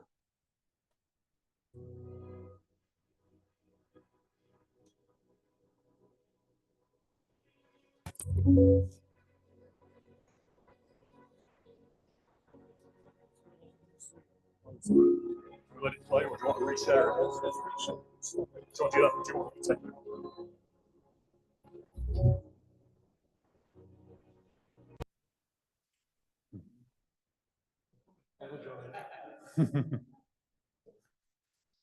One thing about Elsecar, I've not included any images of what the place looks like now. Almost all of this still exists.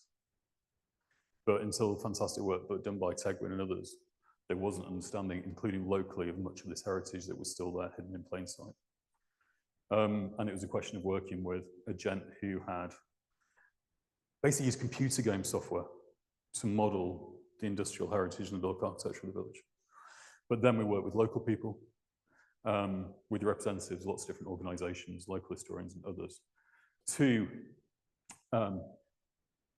basically piece together as much as we could, a kind of inch by inch reconstruction of what Elsecar had been. Is that vanished now, or is it?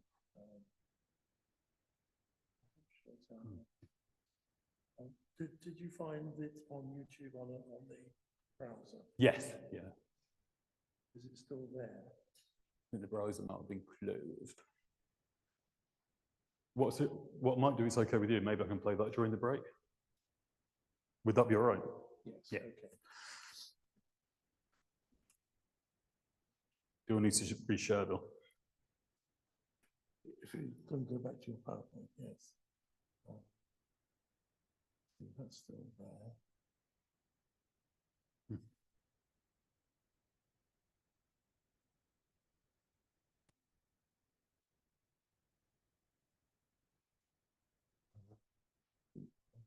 Start right there. It'll start from the beginning.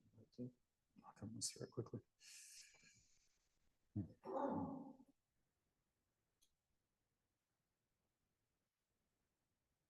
Sorry, seeing through it. Yep. There we go. Okay. So we just said we'll play that probably with the music turned down in the break, if that's all right. There was a huge amount of discussion and potentially debate and argument about whether we should include that music as a background. But we decided to, in terms of ensuring we got community connection, et cetera, to it. But it was an interesting discussion to be had. The other thing I'll mention is that this has been done after I left Elsecar and Barnsley Museum, but we managed to get funding to create a 1983 layer to the 1880 map. So it's not in the public domain online yet. You can watch it in a screen down at the visitor centre, but they've taken the model that we made of 1880 Elsecar and overlaid it, including working with all the former colliers to reconstruct absolutely exactly what the former pit buildings at Elsecar Main Colliery looked like by 1983. The idea of these models were created so that you can watch a fly-through of them, but also they can be transformed into AI and AR in terms of augmented reality.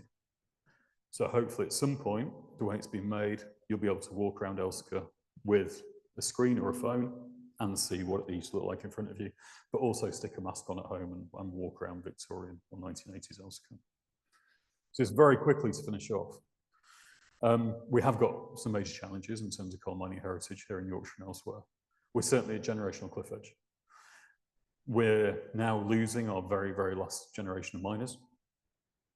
The gent at the bottom right was a real inspiration to me, a guy called Ken Mawson.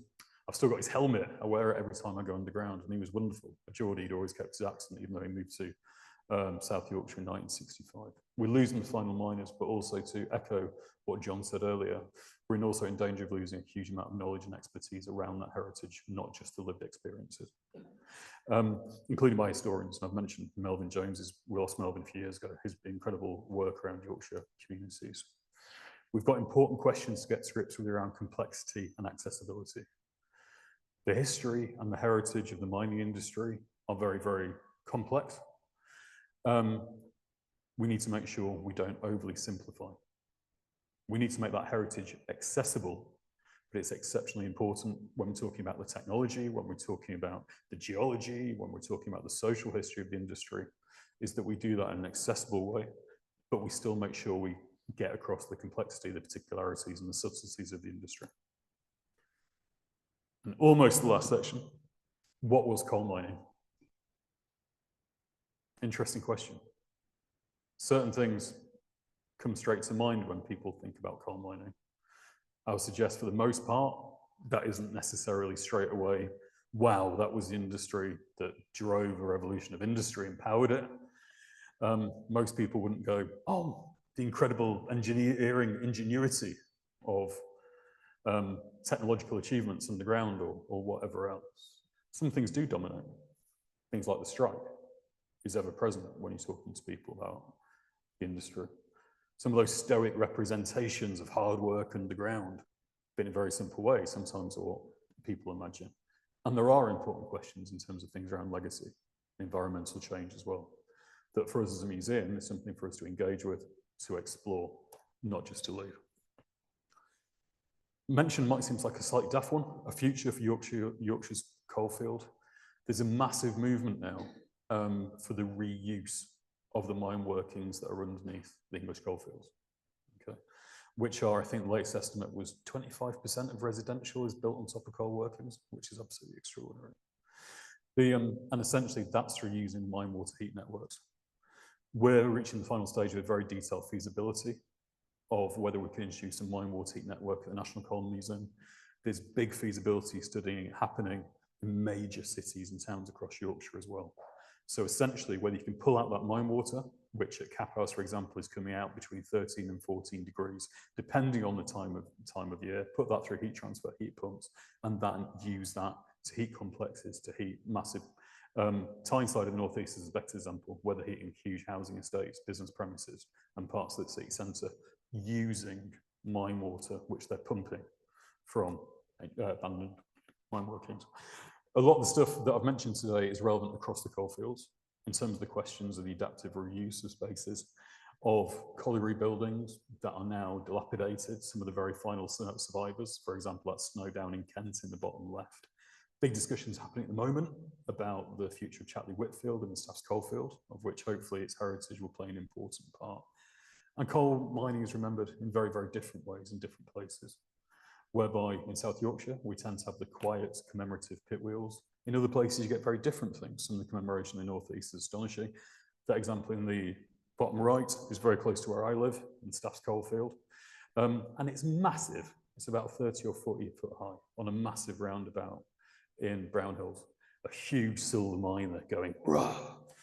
I don't know why, but I can't quite imagine, I'm not saying that, I can't imagine that happening in South Yorkshire. It's just a different zone, it's a different way of thinking about things. And that was just the last mention. And again, it's a glance towards our coalfields, really. I've spent the last few months, not least as part of what we're looking to do as a museum, to become a museum of the coalfields and telling their stories, and to make absolutely sure that we're putting England's last generations of miners and the families at the forefront of how we decide those stories are told. It shouldn't be up to museum curators or project managers sat in a dark room to decide how those stories are told. So we're firmly committed to working with those last generations of miners to actually find out from them what's important to them and how we should share it. So for example, last weekend I was down at the Kent Miners Gala at the Kent Mining Museum. You can see some of the lads I was chatting to. And I ended up interviewing them on my phone, stood behind displays and stuff, because it was just too good what they were saying to not get. Lancs Mining Museum, Asser Green top left, Plesley Pit, Nottinghamshire bottom left, Notts Mining Museum in the middle, and Snibston, which is a story in itself in the bottom right. And I guess a warning from very, very recent history, if I may, in terms of the top right, which is the one that's got nobody on it. That's the former training centre for the Staffs coalfield at Cannock Chase. And up until March, was the Cannock Chase Museum of Cannock Chase, with a very, very heavy focus on mining. To make a revenue saving, the council have closed it. The collections are there. They've kept one curator on, who with the volunteers are getting to go in periodically to look after the collections. But that's a museum that was packed full of community memory, community mementos, and a huge amount to local people. And that's one mining museum, which just a few months ago has ceased to exist for all intents and purposes, although the local community is doing everything it can to try to pull to a business plan to try and get it open again. So that's it, I guess. I've kind of wandered all over, but I hope that's given you a sense of what we've got left in Yorkshire and how important I think it is. Okay. Incredible, thank you.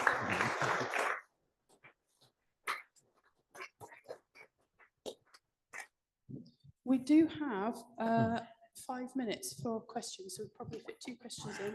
So I'll come and run over.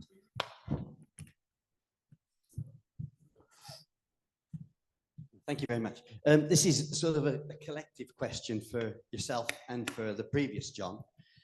You've been talking about capturing the social aspects, maybe the memory of the miners, but is there a way of incorporating that into the database in some way, so that when the previous John was saying about how people come to sites and they're actually wanting to find out about their families or an area and how those interactions with the industry, they're not particularly interested in the nuts and bolts, but they're looking at the social interactions.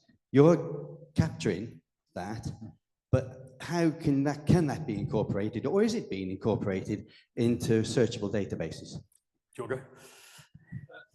Yes and no. Okay, so is this on? Is that closer? Yeah, I hate doing this. At the moment in the database, you can include short MP videos.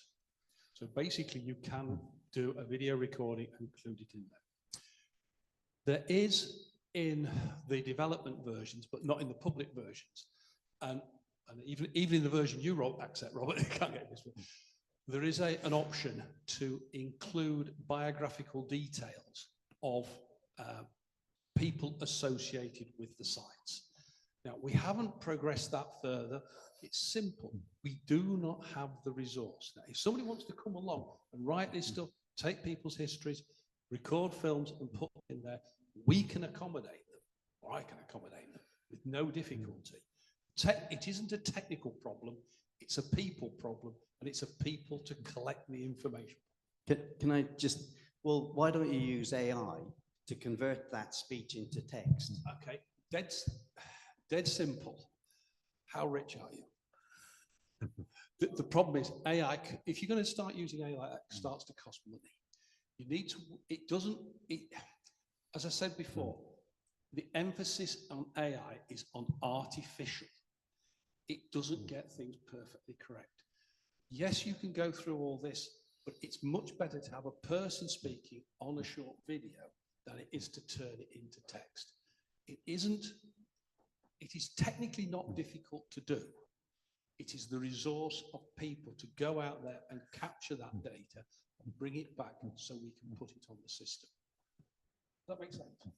Yeah, but I still think, well, if you're saying that people are reluctant to go into archives and look at paper documents, people equally haven't got time to go and sit and listen to lots of YouTube clips of the text. Whereas if it was translated into text, actually, well, yeah, I don't know about the cost or anything, but that is then searchable. If you're targeting the public, you need to keep things short. So a 5-minute talk will probably be okay. A 20-minute talk will achieve nothing. A 30-second or talk will achieve the hit. If you look at the press, if you can't read it in 20 seconds, it won't get read. More questions?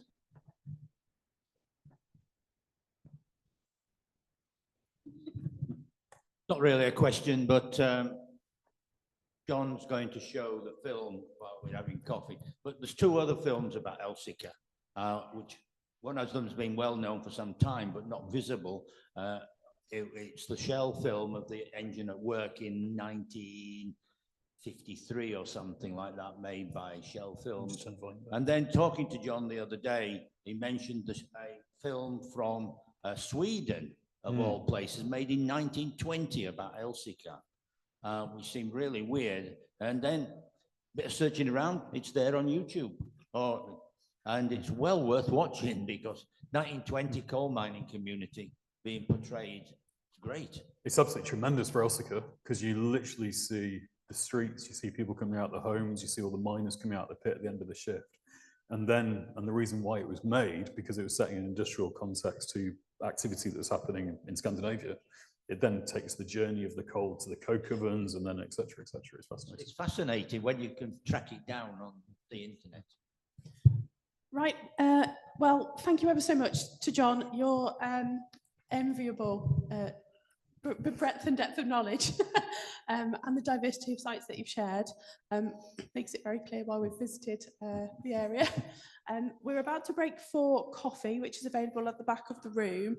We are going to play the video from the presentation over the course of the break, so feel free to grab yourself a drink and mill about and take that in. So thank you again. It's only about 4 minutes or so. Fab. Thank you again.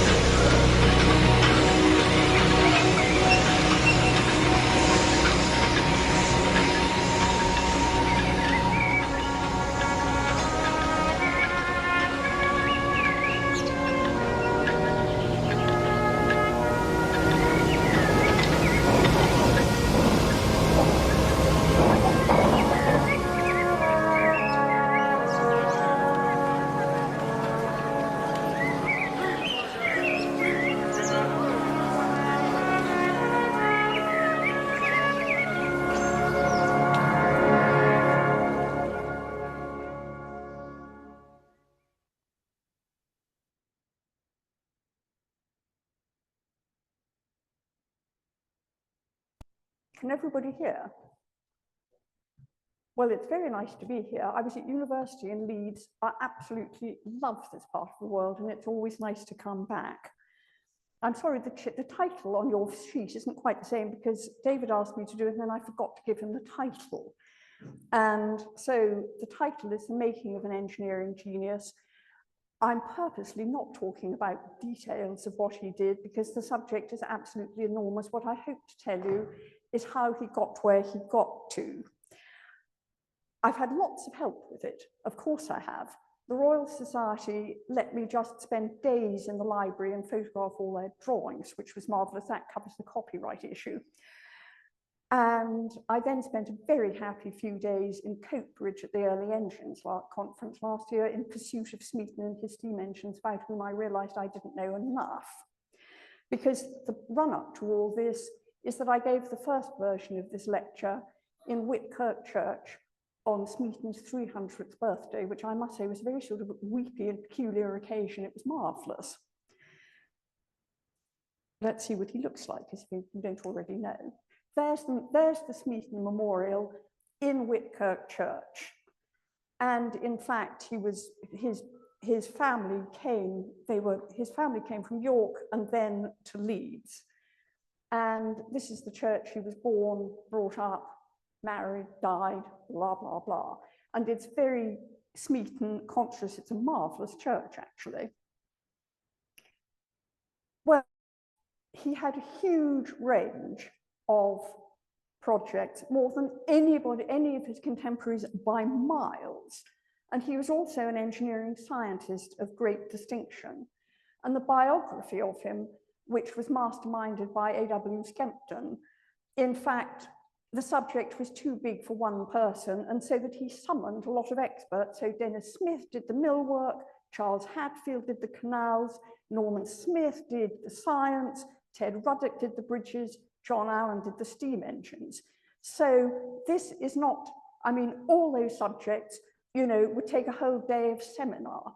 So I'm just trying to show you, as I say, where he got to and how he got there. Well, there he is as a young man. What you have to remember is that, in fact, when Smeaton was born, there was no discernible engineering profession in this country. Interestingly, France particularly, but Italy and the Netherlands all had formal engineering bodies. So in 1675, in France, the Corps of Military Engineers was set up. 1689, the Corps of Naval Architects.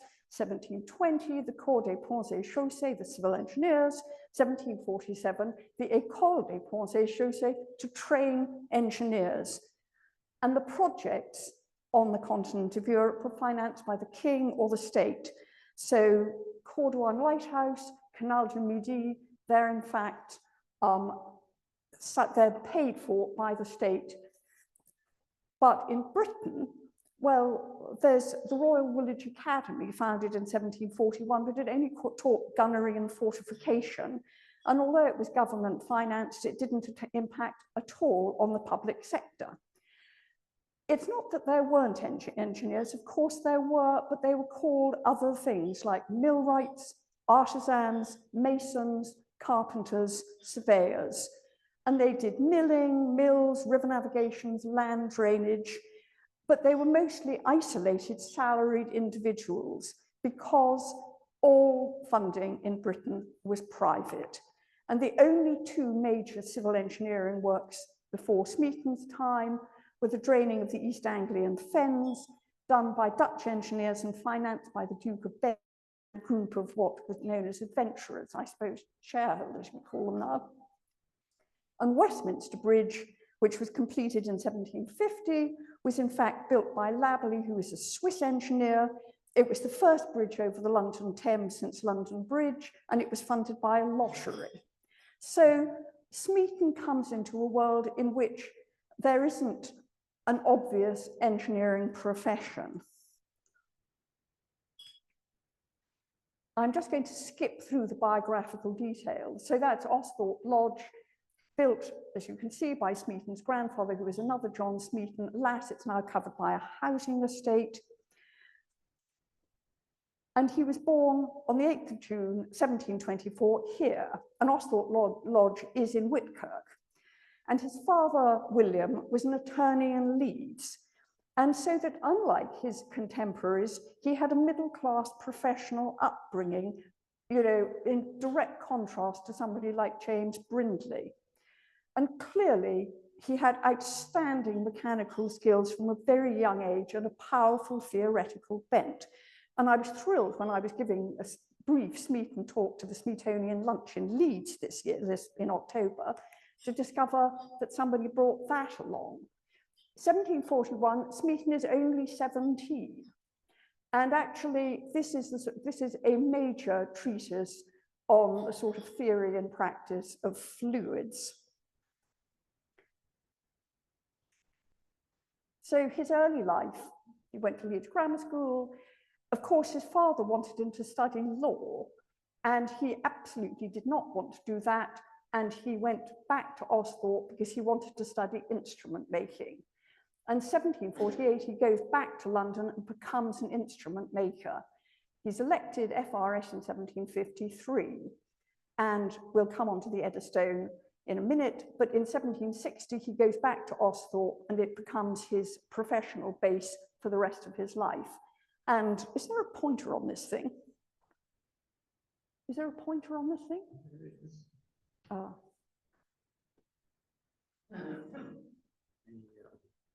The middle button of the 3. Thank you. So this thing in front was in fact built by Smeaton after he got back, and it's got his workshop in it, but he also was very interested in astronomy, and so that he built an observatory tower. Well, as I say, the amount of stuff, this is impossible for any one person to do.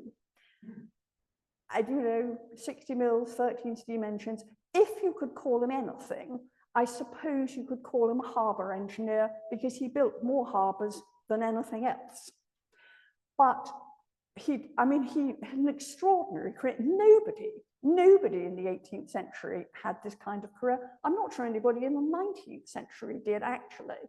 And he was one of those rather rare engineers, like Robert Stevenson, the railway engineer in the 19th century. He was as brilliant a civil engineer as he was a mechanical engineer. And as you can see, massive amount of publications, reports, 300, the scientific papers. The 1,200 drawings in the Royal Society are absolutely stunning. And I was taken as a young woman by Professor Skempton to see them as part of my education. And I never forgot, and they're wonderful. So the point about all those things that he was doing, what he managed eventually to do, he managed to advance the understanding of the technical issues. He improved manufacturing skills, which I'll come on to. He understood about well thought out project management, and he was very keen on economy of materials, or rather 21st century, you'd think. So at some point, he decides that he wants to go into engineering. And he always called it, rather sweetly, engineering, with a Y on the end, whether that's his Yorkshire accent or whatever. But I think engineering is a very nice way of putting it. And when he's elected to the Royal Society, he is elected on account of his abilities in mechanics, as also in being well versed in the knowledge of the mathematics and natural philosophy, which is, of course, science. Anyway, he has a bit of a slow start moving over into engineering. He builds a mill and he drains a bog in Scotland, and that's his first experience of either. And he decides to educate himself. And in 1755, he goes to the Netherlands to observe developments there in engineering, lots of canal and harbour engineering and mills, and he keeps a detailed diary, of which that's the first page. It's held by Trinity House. Partly because he was so much better educated than many of his contemporaries. He, in fact, was very well read, and he also studied French in Leeds. Apparently, he had a girlfriend and went to Leeds to study French and meet the girlfriend. And he had a very good knowledge of contemporary foreign literature, which he presumably knew from the Royal Society Library. And the best and most comprehensive civil engineering textbook in the 18th century is Bellador, and Smeaton knew it very well indeed.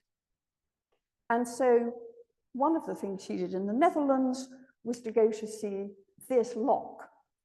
And he saw it on June the 19th, 1755, and he says in the diary, at 7 o'clock, we arrived at the famous lock of Bazinges, which is in reality one of the prettiest pieces of hydraulic architecture that I've seen in my whole tour.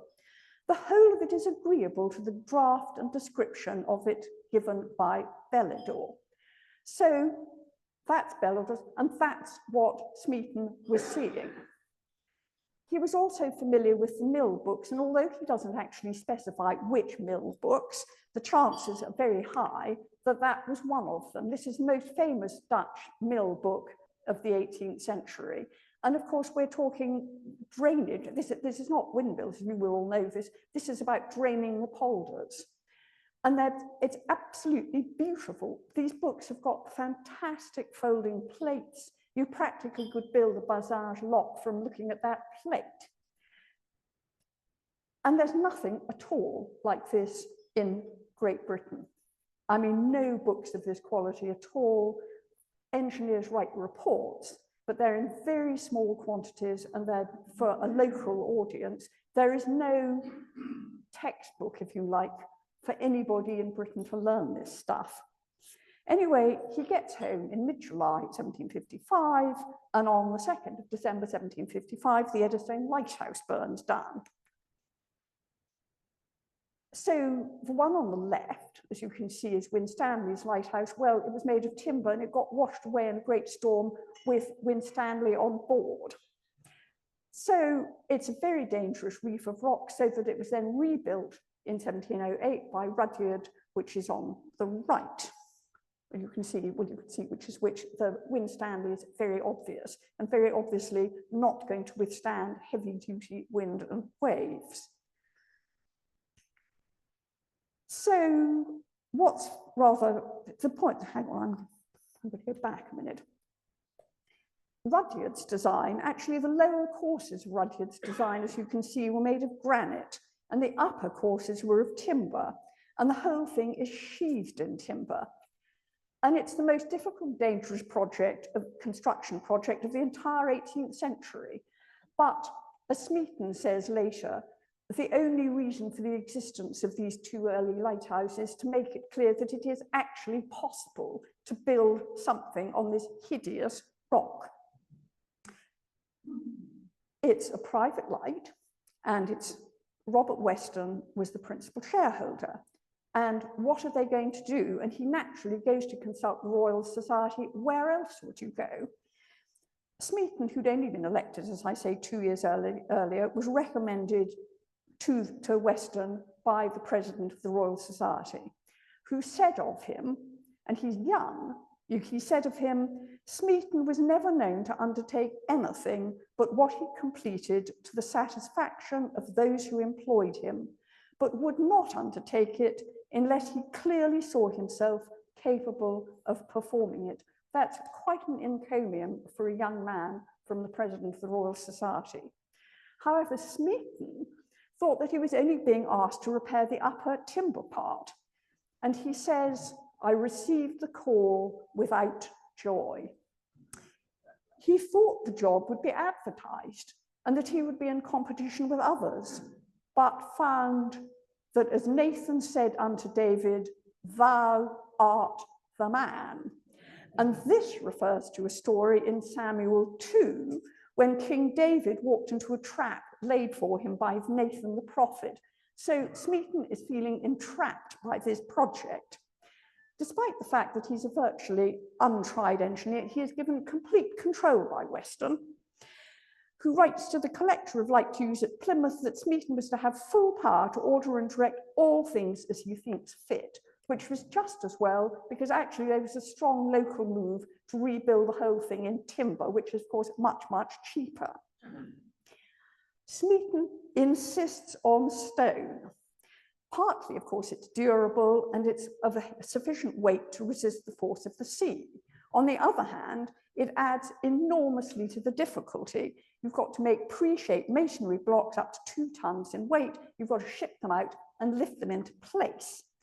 But Smeaton says, my idea of what its duration and continued existence ought to be were not confined within the boundary of an age or two, but extended themselves to look forward to a possible perpetuity. So he's thinking in the long term, and he gives a lot of thought to the design. So that plate is headed, Original Ideas, Hints and Sketches from whence the form of the present building was taken. The form is famously, as I'm sure, influenced by an oak tree with the corners to throw off the waves. The most famous feature was the interlocking stones, and he gets this from Bellador. So we go back to Bellador. That is the Cherbourg Sea Lock, and the lettering there, Radier couvert de lock floor covered in paving stones. And this is what Bellador says about it. Of course, the bit you're really all meant to be looking at is down here, the interlocking stones bit. So this is what Bellador says. Having hardly ever seen sills which do not deteriorate after a few years despite the size of the stones, I believe that there are no surer means of avoiding this by composing each line of masonry as an alternating series of beams and headers placed vertically and joined in such a way as to never to be able to come apart, even if the current of water detaches all the mortar from the joints. Actually, Bellador was not the engineer of this project, and it's not clear whether, in fact, this idea was to put into practice. So it's quite likely that Smeaton was the first person to use this concept of interlocking stones. Well, okay, I've talked about Bellador. What other literature is there in Britain? Not a lot. Wren's Parentalia, as you can see, this is all published just in time for the Eddystone.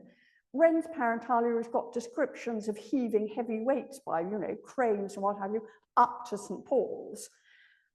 And the Francis Price is interesting because the point about Salisbury Cathedral is that it's got minimal foundations. And the weight of the spire, which was added much later, completely overloads the foundations, and it caused settlement and structural deformation. And so the spire was tied together with what Price rather enchantingly, and I think we should all adopt this phrase, calls iron bandages. So on the left-hand side are the earlier chains in the Tower of Salisbury. On the right-hand side are the ones that Price himself put in. And so Smeaton took this idea for the Eddystone, and as you can see, the chains lie between 2 courses and they're grouted with molten lead. Anyway, he spends 7 weeks in Plymouth, but he only manages to land 4 times in 10 trips. But even so, manages to survey the rock. And by July 1756, the models are finished and the design is determined. So you can see it's got 8 circular floor chains, etc. Because of the difficulty of getting on and off the rock, it is essential to think about the distribution of your workforce, isn't it? So he uses 2 groups of 12 men, 6 quarrymen and 6 masons, with a foreman over each one, and they alternate weekly if the weather permits. And tremendous attention to detail. So in the book, in the Great Eddystone book, he's got ingenious devices for unloading the stones. He rethinks the living accommodation. So the bedroom at the top is above the kitchen and it's warmed by rising hot air and flue pipes from the stove. And a really wonderful example of his attention to detail is this. The 7 Years' War is in full swing and everybody is in danger of being press ganged. And in fact, some loads of stone were delayed because there were men in the brigantine carrying the stones and they were all press ganged. So that in fact, Smeaton suggests that a medal is given to each man. Up till then, they had certificates. Well, you're on a boat, you know, the certificates get damp, they, you know, I mean, very impractical. So a medal is much better.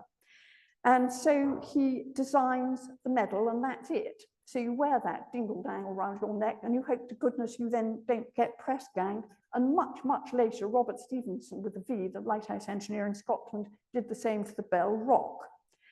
Smeaton is very hands-on. 1759, October the 12th, 4 days before lighting, he writes, I was closely confined to manual labour, occasioned by many of the principal hands being seized with the epidemical distemper at the most critical time. And he goes on to say that if he hadn't done this, the lighting would have been delayed. And there indeed is the lighting. So, triumph. Despite none of us understand any of this because we're used to light pollution. Smeaton could see that light with a telescope standing 9 miles away on Plymouth Hoe. So in a world with no light pollution, it's much more effective than you might think. Weston wants Smeaton's name to be on the tower. He wants to have built with stone, 1758, John Smeaton, architect. But Smeaton writes back and says, John Smeaton desires to be excused, having more vanity than to wish to give so palpable an instance thereof. So far from his name being on it, they inscribed it within, except the Lord build the house, they labour in vain, build it, with Psalm 127. There is the Eddystone in the storm. You can see that, in fact, the cornice is throwing off the waves. And the point is that all deep sea lights from here on out are all built with Smeaton's interlocking stone system. The Bell Rock, the new Eddystone, of course, fasten it, the deep sea lights. It's a fantastically effective way of actually preventing your lighthouse from being washed away. And when finally the Eddystone was replaced, it was because the rock was undermined and not because the lighthouse had collapsed. And in fact, that's a souvenir from the opening of the second Eddystone, and as you can see, it is a piece of interlocking stone. Well, I've rather banged on about the Eddystone, partly because, of course, lighthouses are my thing, but, you know, this is where his knowledge, his learning from the literature and his practical hands-on experience came together. Well, at the same time as all this is going on, you can see that vast amount of projects he's doing, they overlap, don't they? So the next one is the Calder and Hebble navigation. And in fact, he builds, as you can see, the Wakefield River section, completed 1764, 18 miles long, 17 locks. Is this the moment I should do my advertising spot? Because you should all buy this. You absolutely, it's the book about John Smeaton and the Calder navigation, and honestly, it is one of the great pieces. I've read it several times. It's one of the great pieces of engineering history. Go and buy it after this is over. The author is Leslie Taylor and Shirley Levin or Levon. Anyway, is that you? Somebody's here anyway. Buy it. We'll inspect your handbags on the way out, okay? So basically, it extends the Aire and Calder navigation from Wakefield to Sowerby Bridge. Well, I'm not going into huge detail because this is the moment I'm now trying to give you an impression of how his genius is building up. So there's this very clear and elegant survey. And of course, he gets the job while he's still building the Eddystone Lighthouse. And it's a completely different kind of job. And he has no experience whatsoever of river navigations, but nevertheless was confident enough. And this is where the Netherlands trip comes back in. He tells the committee that having seen many locks on his trip to the Netherlands, he proposed to make the locks better than most locks he had seen on any river in England, and that he never saw worse locks than at Exeter. He saw no reason for locks to leak excessively. So the ongoing influence of the Netherlands trip And this is, I mean, his drawings do really show part of his genius. That is for two of the locks on the Calder and Hebble navigation. They are absolutely beautiful. And I can't talk in any detail about it, except you can see the quality of the construction, the attention to detail. It actually was a very difficult job because there were lots of shoals to be dredged, there was a shortage of water, there was a rise of 178 between Wakefield and the Halifax Brook. And in fact, the average size of his locks is 64 foot by 15 feet, and each of them has a fall of 8 foot. So it's a sort of average. Interestingly, in 1764, there's a financial crisis, there's a new committee, and Brindley is appointed to complete it. Smeaton is fantastically gracious about the whole thing, but in the 1780s, he's reappointed to make some modifications. While all this is going on, he's also doing extraordinarily important experiments. And some of you, I'm sure all of you, will know this. He was an engineering science of great distinction, again, unique amongst his contemporaries. Nobody had this kind of talent. And that's the rig he set up in order to figure out whether, in fact, you know, overshot or undershot water wheels were the most efficient. He began working on the experiments in 1752, and it's possible that this is the moment he decided to change to engineering. They're incredibly influential, as you can see. I mean, they got the Copley Medal. 1794, it was issued as a separate publication. It was translated into French. I've had all this. I mean, the idea that it was translated into French, who thought they knew everything about theory, is extraordinary. And again, reprinted in the miscellaneous papers in 1814, incredibly influential, because what he did was a series of carefully calibrated tests to work out the most effective design, i.e. the most output for the available resources. And what these experiments did were to establish an empirical tradition in British engineering. In fact, he concluded that overshot wheels were superior, and in future they were used wherever possible, but of course it wasn't always possible. But nevertheless, that are the conclusions he arrived at. So there is, again, beautiful, beautiful drawings. The overshot wheel in the paper mill in Fifeshire, but he also built breast wheels. And there again, it's again, beautiful drawing. So he was very flexible in his approach. He himself described the wind and water experiments as the branch of the art that I have principally cultivated is the art of producing the greatest degree of power with a given quantity of water and fall, i.e. the economizing of energy resources. Does this sound familiar to everybody? And he carried this concept through to his steam engine work.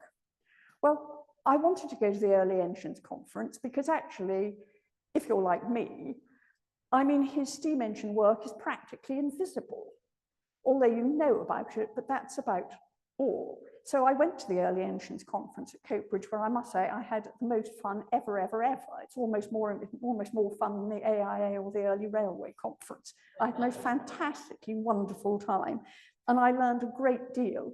So this bit owes to my friends and colleagues who were at that conference. His first drawing, aged 17, was in fact done in 1741, and Ron Fitzgerald, with whom I had long conversations, thinks it was probably the engine at Garforth Colliery close to Austhorpe, which would make sense. And as I say, 1741, it's the same date as is on his ownership inscription on Clare's Fluid Mechanics, both 1741. So there is that. And the point is, as you all know, and thank God I don't have to explain this to you lot, Newcomb, as you know, came up with the first practical steam engine that actually worked to drain the mines. And by 1741, there were 149 engines already at work. It's a brilliant, brilliant concept. And as my friend Edward Potts pointed out to me, you do realize it was the most powerful engine on Earth, which I sort of did, but it was useful having somebody actually point this out to me. But again, as you will all know, the constant heating and cooling of the condenser made it, I put fuel hungry. I think fuel greedy, fuel anyway, incredibly expensive on fuel, except it wasn't expensive, was it? Because of course they were all on coal mines and the fuel was free. So it didn't really matter.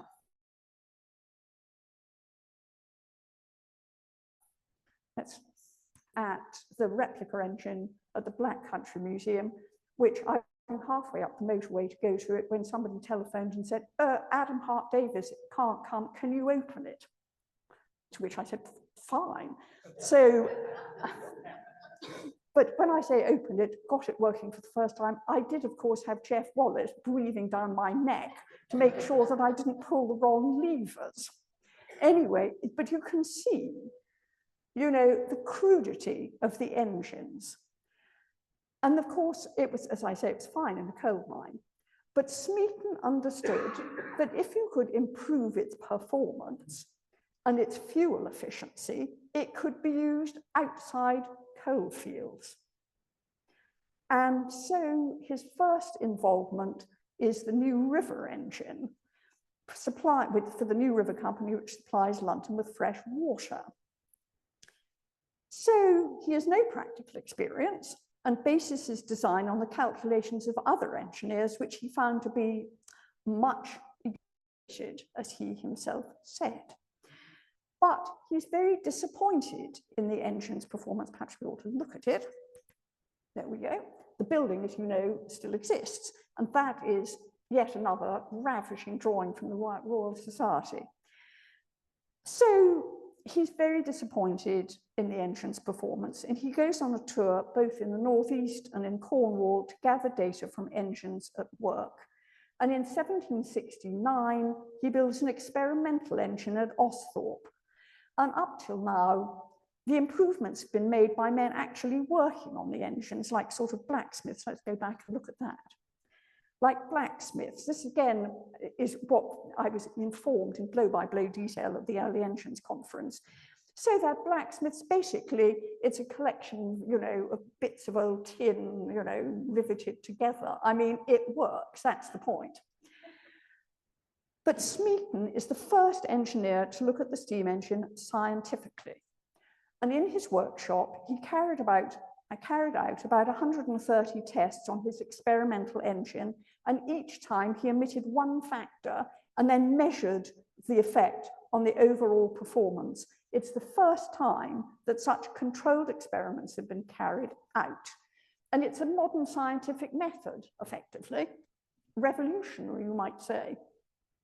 He concludes, as I'm sure you will expect, that they're badly made. Well, we can see that. The components are incredibly badly proportioned. The cylinders are inaccurately bored, so the pistons don't fit properly, the boilers are too small and badly made. All this has a terrible effect on fuel efficiency and steam supply. So he sets out to design a better engine using much improved manufacturing techniques and a much better choice of proportions. So we then go on to the long Benton engine. The cylinder is accurately bored so the piston fits better. The boiler is much, much bigger. And one of his innovations is to use a laminated timber beam. This all comes from Rick Stewart, by the way, so please don't think this is original research. It's not, it's just me listening. So if you have a very powerful engine, you need much larger beams. And laminated timber is much stronger than a single timber, and it's easier to find smaller pieces than one large piece with no faults, and it distorts less than a single piece of timber. And so after Long Benton, Smeaton goes on to design 8 more engines, including one at Kronstadt in Russia. And at this point, perhaps we should do a little bit of myth breaking, which I'm always rather keen on. James Watt and the separate condenser. Well, we all know that instead of, pouring cold water into your cylinder, which then, you know, is incredibly fuel inefficient. You condense the steam in a different vessel. Smeaton writes to Watt, "I look upon it as a greater stroke of invention than has ever appeared since Newcomen reduced the engine to its present form." And in 1785, he proposes Watt for the Royal Society. He promotes his engines. And in fact, according to Smiles, Watt calls him Father Smeaton. Well, you're all sophisticated, but many people think that the Boulton and Watt took over immediately from the Newcomen engine. But actually, it's not that simple, because the Boulton and Watt engines, big capital cost, the availability, they're making them in their single factory, timescale, construction, maintenance, ongoing running costs, all of those things are factors that businessmen think Boulton and Watt engines into had to weigh up. And actually, the Boulton and Watt engines are very often too complex for the manufacturing and mill writing techniques of the 1770s and 1780s, and anyway could not produce and install them in the sort of quantities that the market might have borne. Well, Newcomen engines by this time have been going since 1712, and they're much easier to maintain. And James Watt writes to Wilkinson in 1788 and says, "When engines of our construction, Boulton and Watt, are not carefully attended to and kept in order, they may burn more coals than a common engine that is well kept." Well, that is Watt to Wilkinson. In 1772, Smeaton produces a table of proportions of parts of engines. This, in fact, is reprinted by Fairey in 1827, but in fact, the information had been circulated in the encyclopedias and Rees, this kind of thing. Basically, you could build any engine you liked. You looked at the parts and said, right, you know, I need this, that, and you could stitch it together, you know, for what you needed. And although Boulton and Watt engines were immediately used in the Cornish mines because there wasn't any coal, actually, and you needed one Boulton and Watt engine instead of two Newcomen engines, which if there wasn't any coal was clearly very useful, but everywhere else had coal. So in 1778, there were 754 atmospheric or Newcomen engines at work. By 1800, there were only 420 Boulton and Watt engines. And in fact, the atmospheric engines, thanks to Smeaton's efforts, continue to be built well into the 19th century. And in fact, the last one was still working in 1915 and was seen by Dr. Dickinson at the Science Museum. The one on the left is, in fact, near Coalbrookdale, and the other Ashton-under-Lyne. They're both built in the 1880s. Well, you can see they're pretty crude. I mean, they're obviously not using laminated timber beams, but for small scale use, they worked perfectly well. Right, well, now we're skipping to yet another example of his immensely varied career. We're moving on to the Forth and Clyde Canal. It's his biggest work, if you don't count the Eddystone, and again, it's one of the biggest projects of the 18th century. And it's the first summit level and sea-to-sea canal in Britain. It's a ship canal. And again, he's influenced by the details of the Canal du Midi, which he finds in Belledor. And what's, apart from all the wonderful things about the Forth and Clyde, the really interesting thing is that for the first time, he defines the definition of roles on an engineering project. That's the bits of it. Hang on, have I missed something out? Yeah, no, that's right, sorry, I have missed something out. That is the definition of roles in any engineering project. He defines, it's the first use of the term resident engineer, and it's a pattern of management that continues right into the railway age. So that's a few views on the canals. Well, harbours. I had a very nice time going to Ramsgate in pursuit of Smeaton, because as I said at the beginning, apart from milling machinery, Smeaton built or improved more harbours than anything else. And Ramsgate is nice and convenient. The point about Ramsgate is the sand. I'm sure you all know Frith's Ramsgate sands. Well, that's rather a sort of romanticized version of the most hideous problem faced by Ramsgate.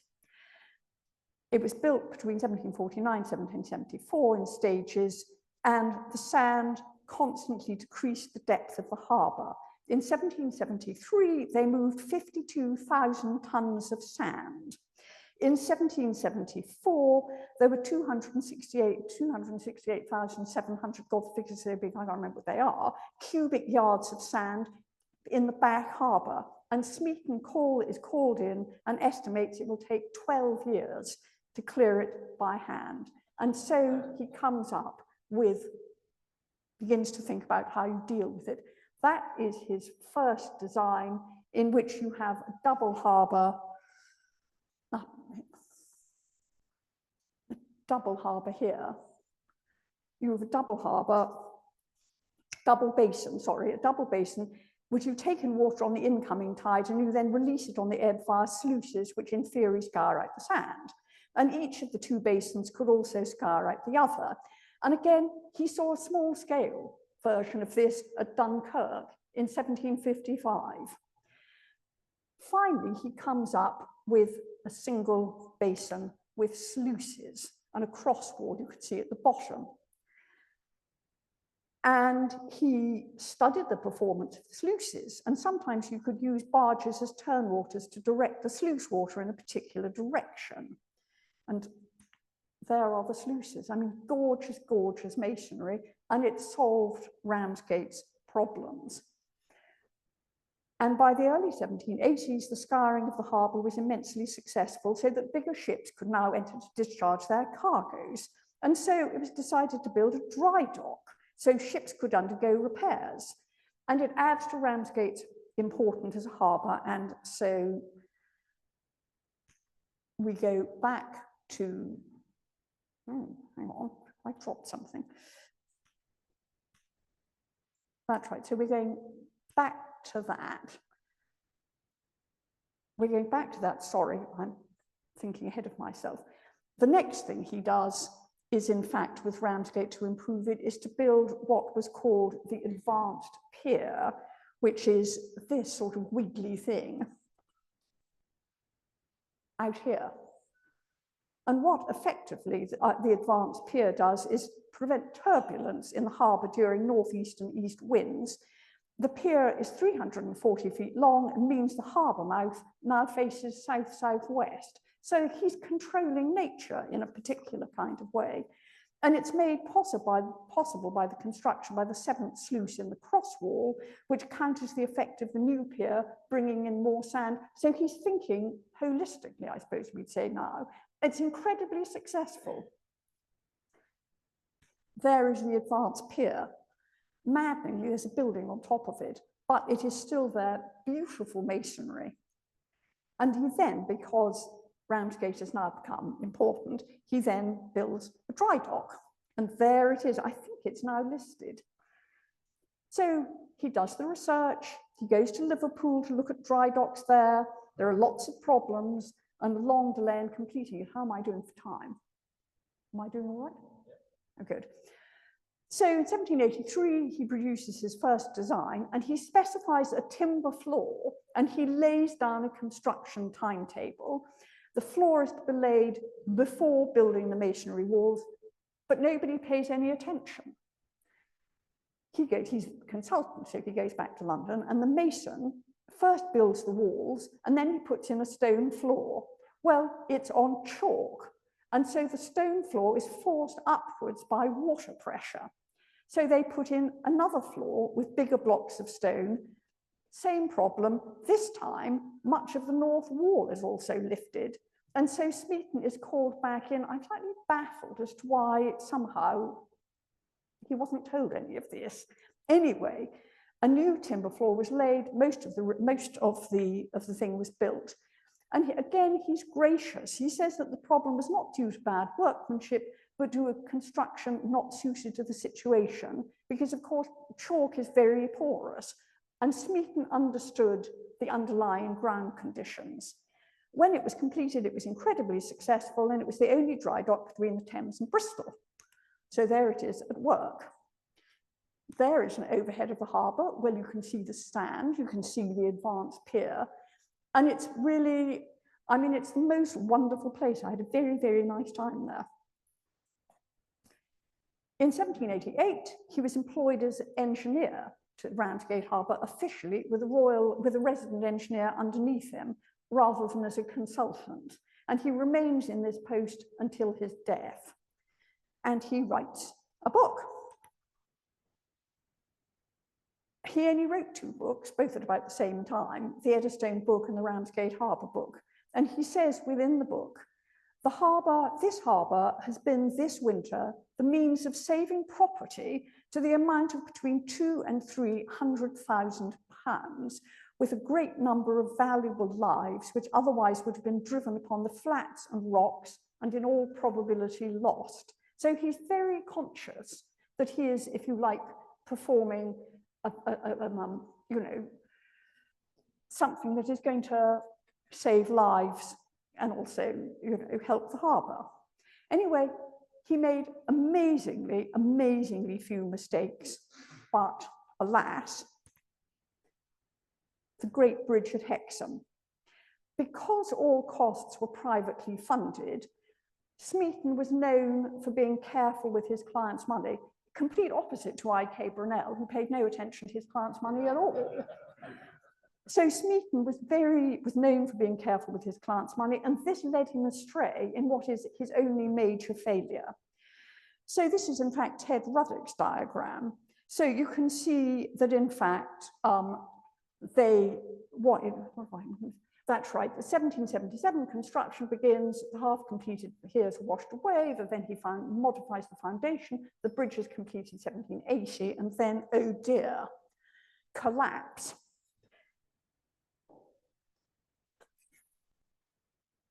The only way that this could have been prevented was to, in fact, cover the entire riverbed between the piers and up and downstream with a masonry or timber platform, and Smeaton rejected it as too expensive and underestimated the possible magnitude of a flood down the Tyne Valley. He was devastated, and he wrote to his resident engineer on the project, "All our honours are now in the dust. It cannot now be said that in the course of 30 years' practice, not one of Smeaton's works has failed.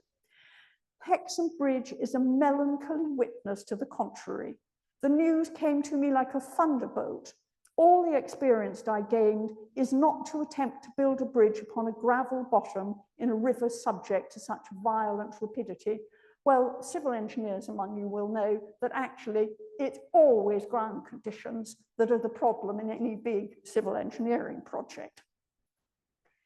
It was rebuilt by Robert Milne, effectively to Smeaton's design, but, it was not a good moment. Well, his legacy, apart from all the things I've been telling you about, project management and blah, blah, blah, actually, he gives a name to this profession filled to the brim with people like artisans and millwrights with no obvious identity. And so, as you can see, the origins of the word engineer, of course, originally it was about military engineering, whereas we're talking about civilian engineering. I use the word purposely. And interestingly, the first use of the word in print in Britain is by a friend and colleague of Smeaton's called John Grundy on a fen drainage scheme, which is, of course, a civilian, not a military project. So in 1771, Smeaton co-founded the Society of Civil Engineers, which was later renamed the Smeatonian Society in his honour. And I must say it is unspeakably thrilling to be an honorary member of the Smeatonian Society. And for the first time, the word civil engineering comes into the public domain to differentiate from military engineering, and basically it covers everything that is necessary to make civilian society work. And he gives as I say, a disparate group of practitioners, both an identity and a status, which is in fact is still with us. And the Society also provided a forum where engineers could meet for the exchange of information at a time when there was no formal training in the subject at all. And it disseminated Smeaton's precepts, which are, when a new method of operation or a new idea is once sent forth, it is impossible to say how many good purposes it may, by ingenious men, be applied. Well, after his death, the Smeatonian Society published his entire corpus of reports, which, as Skempton pointed out, is an act unique in the history of engineering. And in fact, they were reprinted again in 1837, and they provided an enormous corpus of easily available engineering information, 300 of them, across that immensely wide range of work. They were described as a mine of wealth for the sound principles they unfold and the able practice they exemplify. And then the drawings were acquired by Sir Joseph Banks and presented to the Royal Society. Smeaton himself believed that the abilities of the individual are a debt due to the common stock of public happiness, which I must say I totally go along with. And for all the above, he absolutely deserves his title as Father of Civil Engineering. But what's quite interesting is he is still known to the non-engineering world really only by the Eddystone Lighthouse. And on the Whitkirk monument, the second chunk of it says, his principal work, the Eddystone Lighthouse, erected on a rock in the sea, secure in its own stability and the wise precautions for its safety, seems not unlikely to convey to distant ages, as it does to every nation of the globe, the name of the constructor. Well, what I think the problem, and I found when I started doing this lecture, I was brought up by Skempton to worship Smeaton. I never really quite understood why until I sort of, naturally, he said Smeaton was wonderful, he was wonderful. And he had all those people writing for that biography, of which my own teensy-weensy contribution was to write the blurb for the inside front cover. So, but it was really interesting doing this because everybody knows about the Eddystone, because so much of the rest of his work is sort of invisible, if I can put it so. I mean, he had this unique combination of engineering skills, observational power, scientific experiment, a lot of things make him unique. His education, his use of contemporary technical literature, but you know, his mills and engines are gone. His bridges, you know, there aren't very many of them. They're actually quite staid if you think of, you know, other great bridge builders. No gorgeous iron bridges like Telford, no Pont Casulta aqueduct. Most of his harbour works have been altered and extended. And he himself said that the greatest real praise of the edifice is that nothing has happened to it. Nothing has occurred to keep the talk of it alive, which in a sense, you know, of course it's praise. You don't have, apart from Hexham, you don't have any serious collapses, but in a sense, a lot of his work is sort of invisible. And I hope, because I now, having, as I say, been brought up to worship him, and I now sort of realize why, I mean, I hope I've managed to convey to you that there's a whole lot more to him than just the Eddystone Lighthouse. And I want to wind up with what Skem said about him in the great book. Civil engineering, in its widest sense, civil engineering has to be both an art and a science.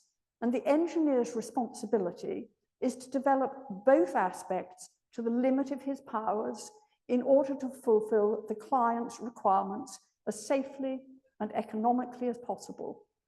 Smeaton steadfastly based his practice on this principle to the immense benefit of his country and of his profession. So there we have Yorkshire's greatest engineer.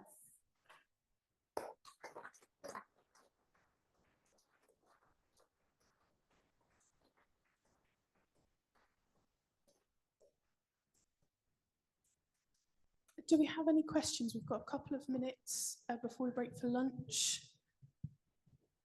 or of course you can feel free to chat with Julia over lunch. Don't if ask you me anything prefer. technical. Any technical questions get thrown open to the audience, okay?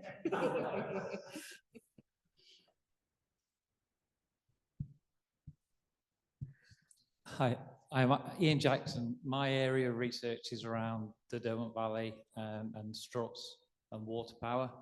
And there's a lot of influence, I believe, from Smeaton, but there's very little direct evidence. Yes. There's one comment in one book that Smeaton supplied a wheel to Belper. I can't find that anywhere. I've gone through the various books in the libraries and everything. Are there projects that are just not recorded and things he did? Yes, no, I mean, this was what was so extraordinary about the Skempton book, which was published in 1980, something like that. There hadn't been a biography of Smeaton since Samuel Smiles. And I think one of the big problems is the huge extent of the work. And there are a lot of papers lurking about. But no, I mean, I think that we all think he's wonderful without really quite knowing why. Because you know, it's sort of invisible. There's quite a lot in the Bolton and Watt archive on, you know, because he's corresponding with Watt and there's a row at some point. And there are things lurking. There's quite a lot in the Royal Society. But actually, they really, when Skem was editing that book, he had to get other people in. I mean, he could, you know, it's too big a subject. And I think the bigger the subject, the more difficult it is to pin it down, which I think is what I'm saying to you. Fantastic. We have time for one more if anyone's got any burning questions.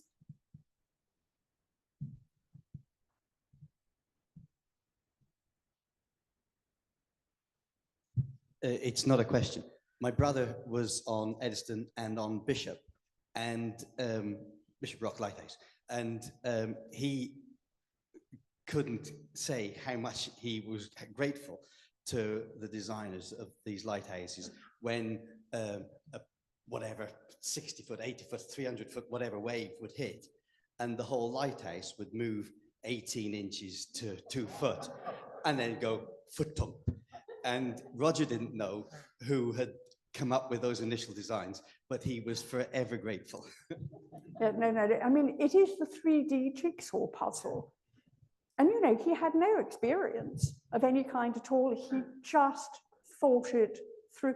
I mean, somebody like Brindley, and one wouldn't in any way knock Brindley, was much more, he thought through his hands. It seems to me there's a sort of difference between, I mean, Smeaton thought he had very brilliant skills, but Brindley was a sort of instinctive engineer, if you see what I mean, as against a trained engineer, as Smeaton set out for himself to be. And in a sense, that's the sort, I think that's what makes him so special compared to everybody else. And there were brilliant contemporaries. Incredible. Thank you ever so much. If we can all give Julia a round of applause and say a massive thank you.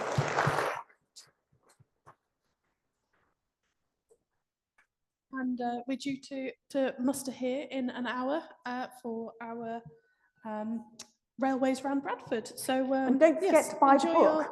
Enjoy your lunch and do come and have a look at the book.